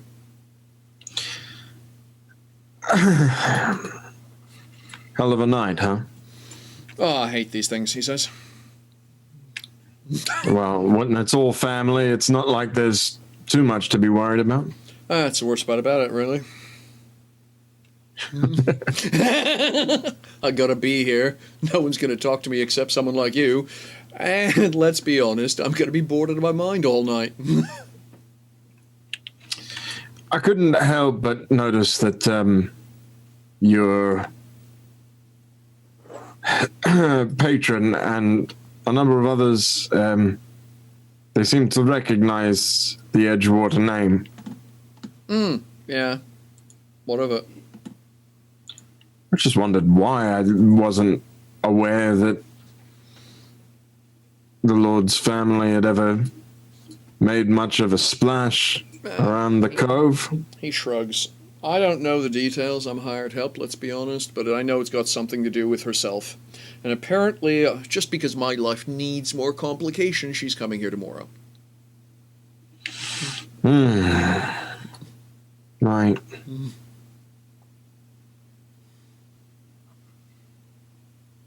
I mean, she's a grand old girl and stuff. She's plenty generous. But, yeah. If something's going to go horribly wrong, it'll be when she's here, because that's just what I need. It won't be trouble, though. I hope not. Let's be honest. I like being bored, because the other alternative involves someone getting stabbed, and while it's fun to be the person holding the knife, that's usually not my lot in life.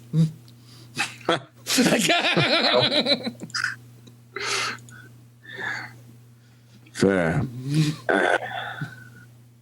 I meant more the name won't be trouble, Edgewater, with herself. No, as far as I know, she's all over the moon over him. Oh. Fair enough. Oh, well, thank you for your time. Keep him sharp. Hope you don't use him. Just hold up empty hands. Spider suddenly jazz handing for no apparent reason over in a corner.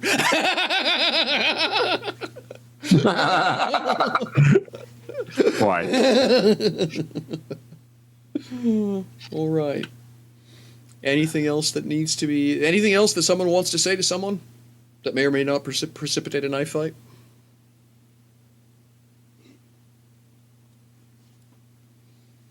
Okay. No, Alexandria is going to wander outside. All right. She's going to just sort of leave and go for a walk. Okay. So we've been live for 3.5 hours at this point, folks. So I think it's probably that time of the day. So, but because it usually takes us 15 minutes to say the goodbyes and all the other good stuff, right? So yeah. I hope you all had fun. I hope the folks in the audience enjoyed yourselves as well.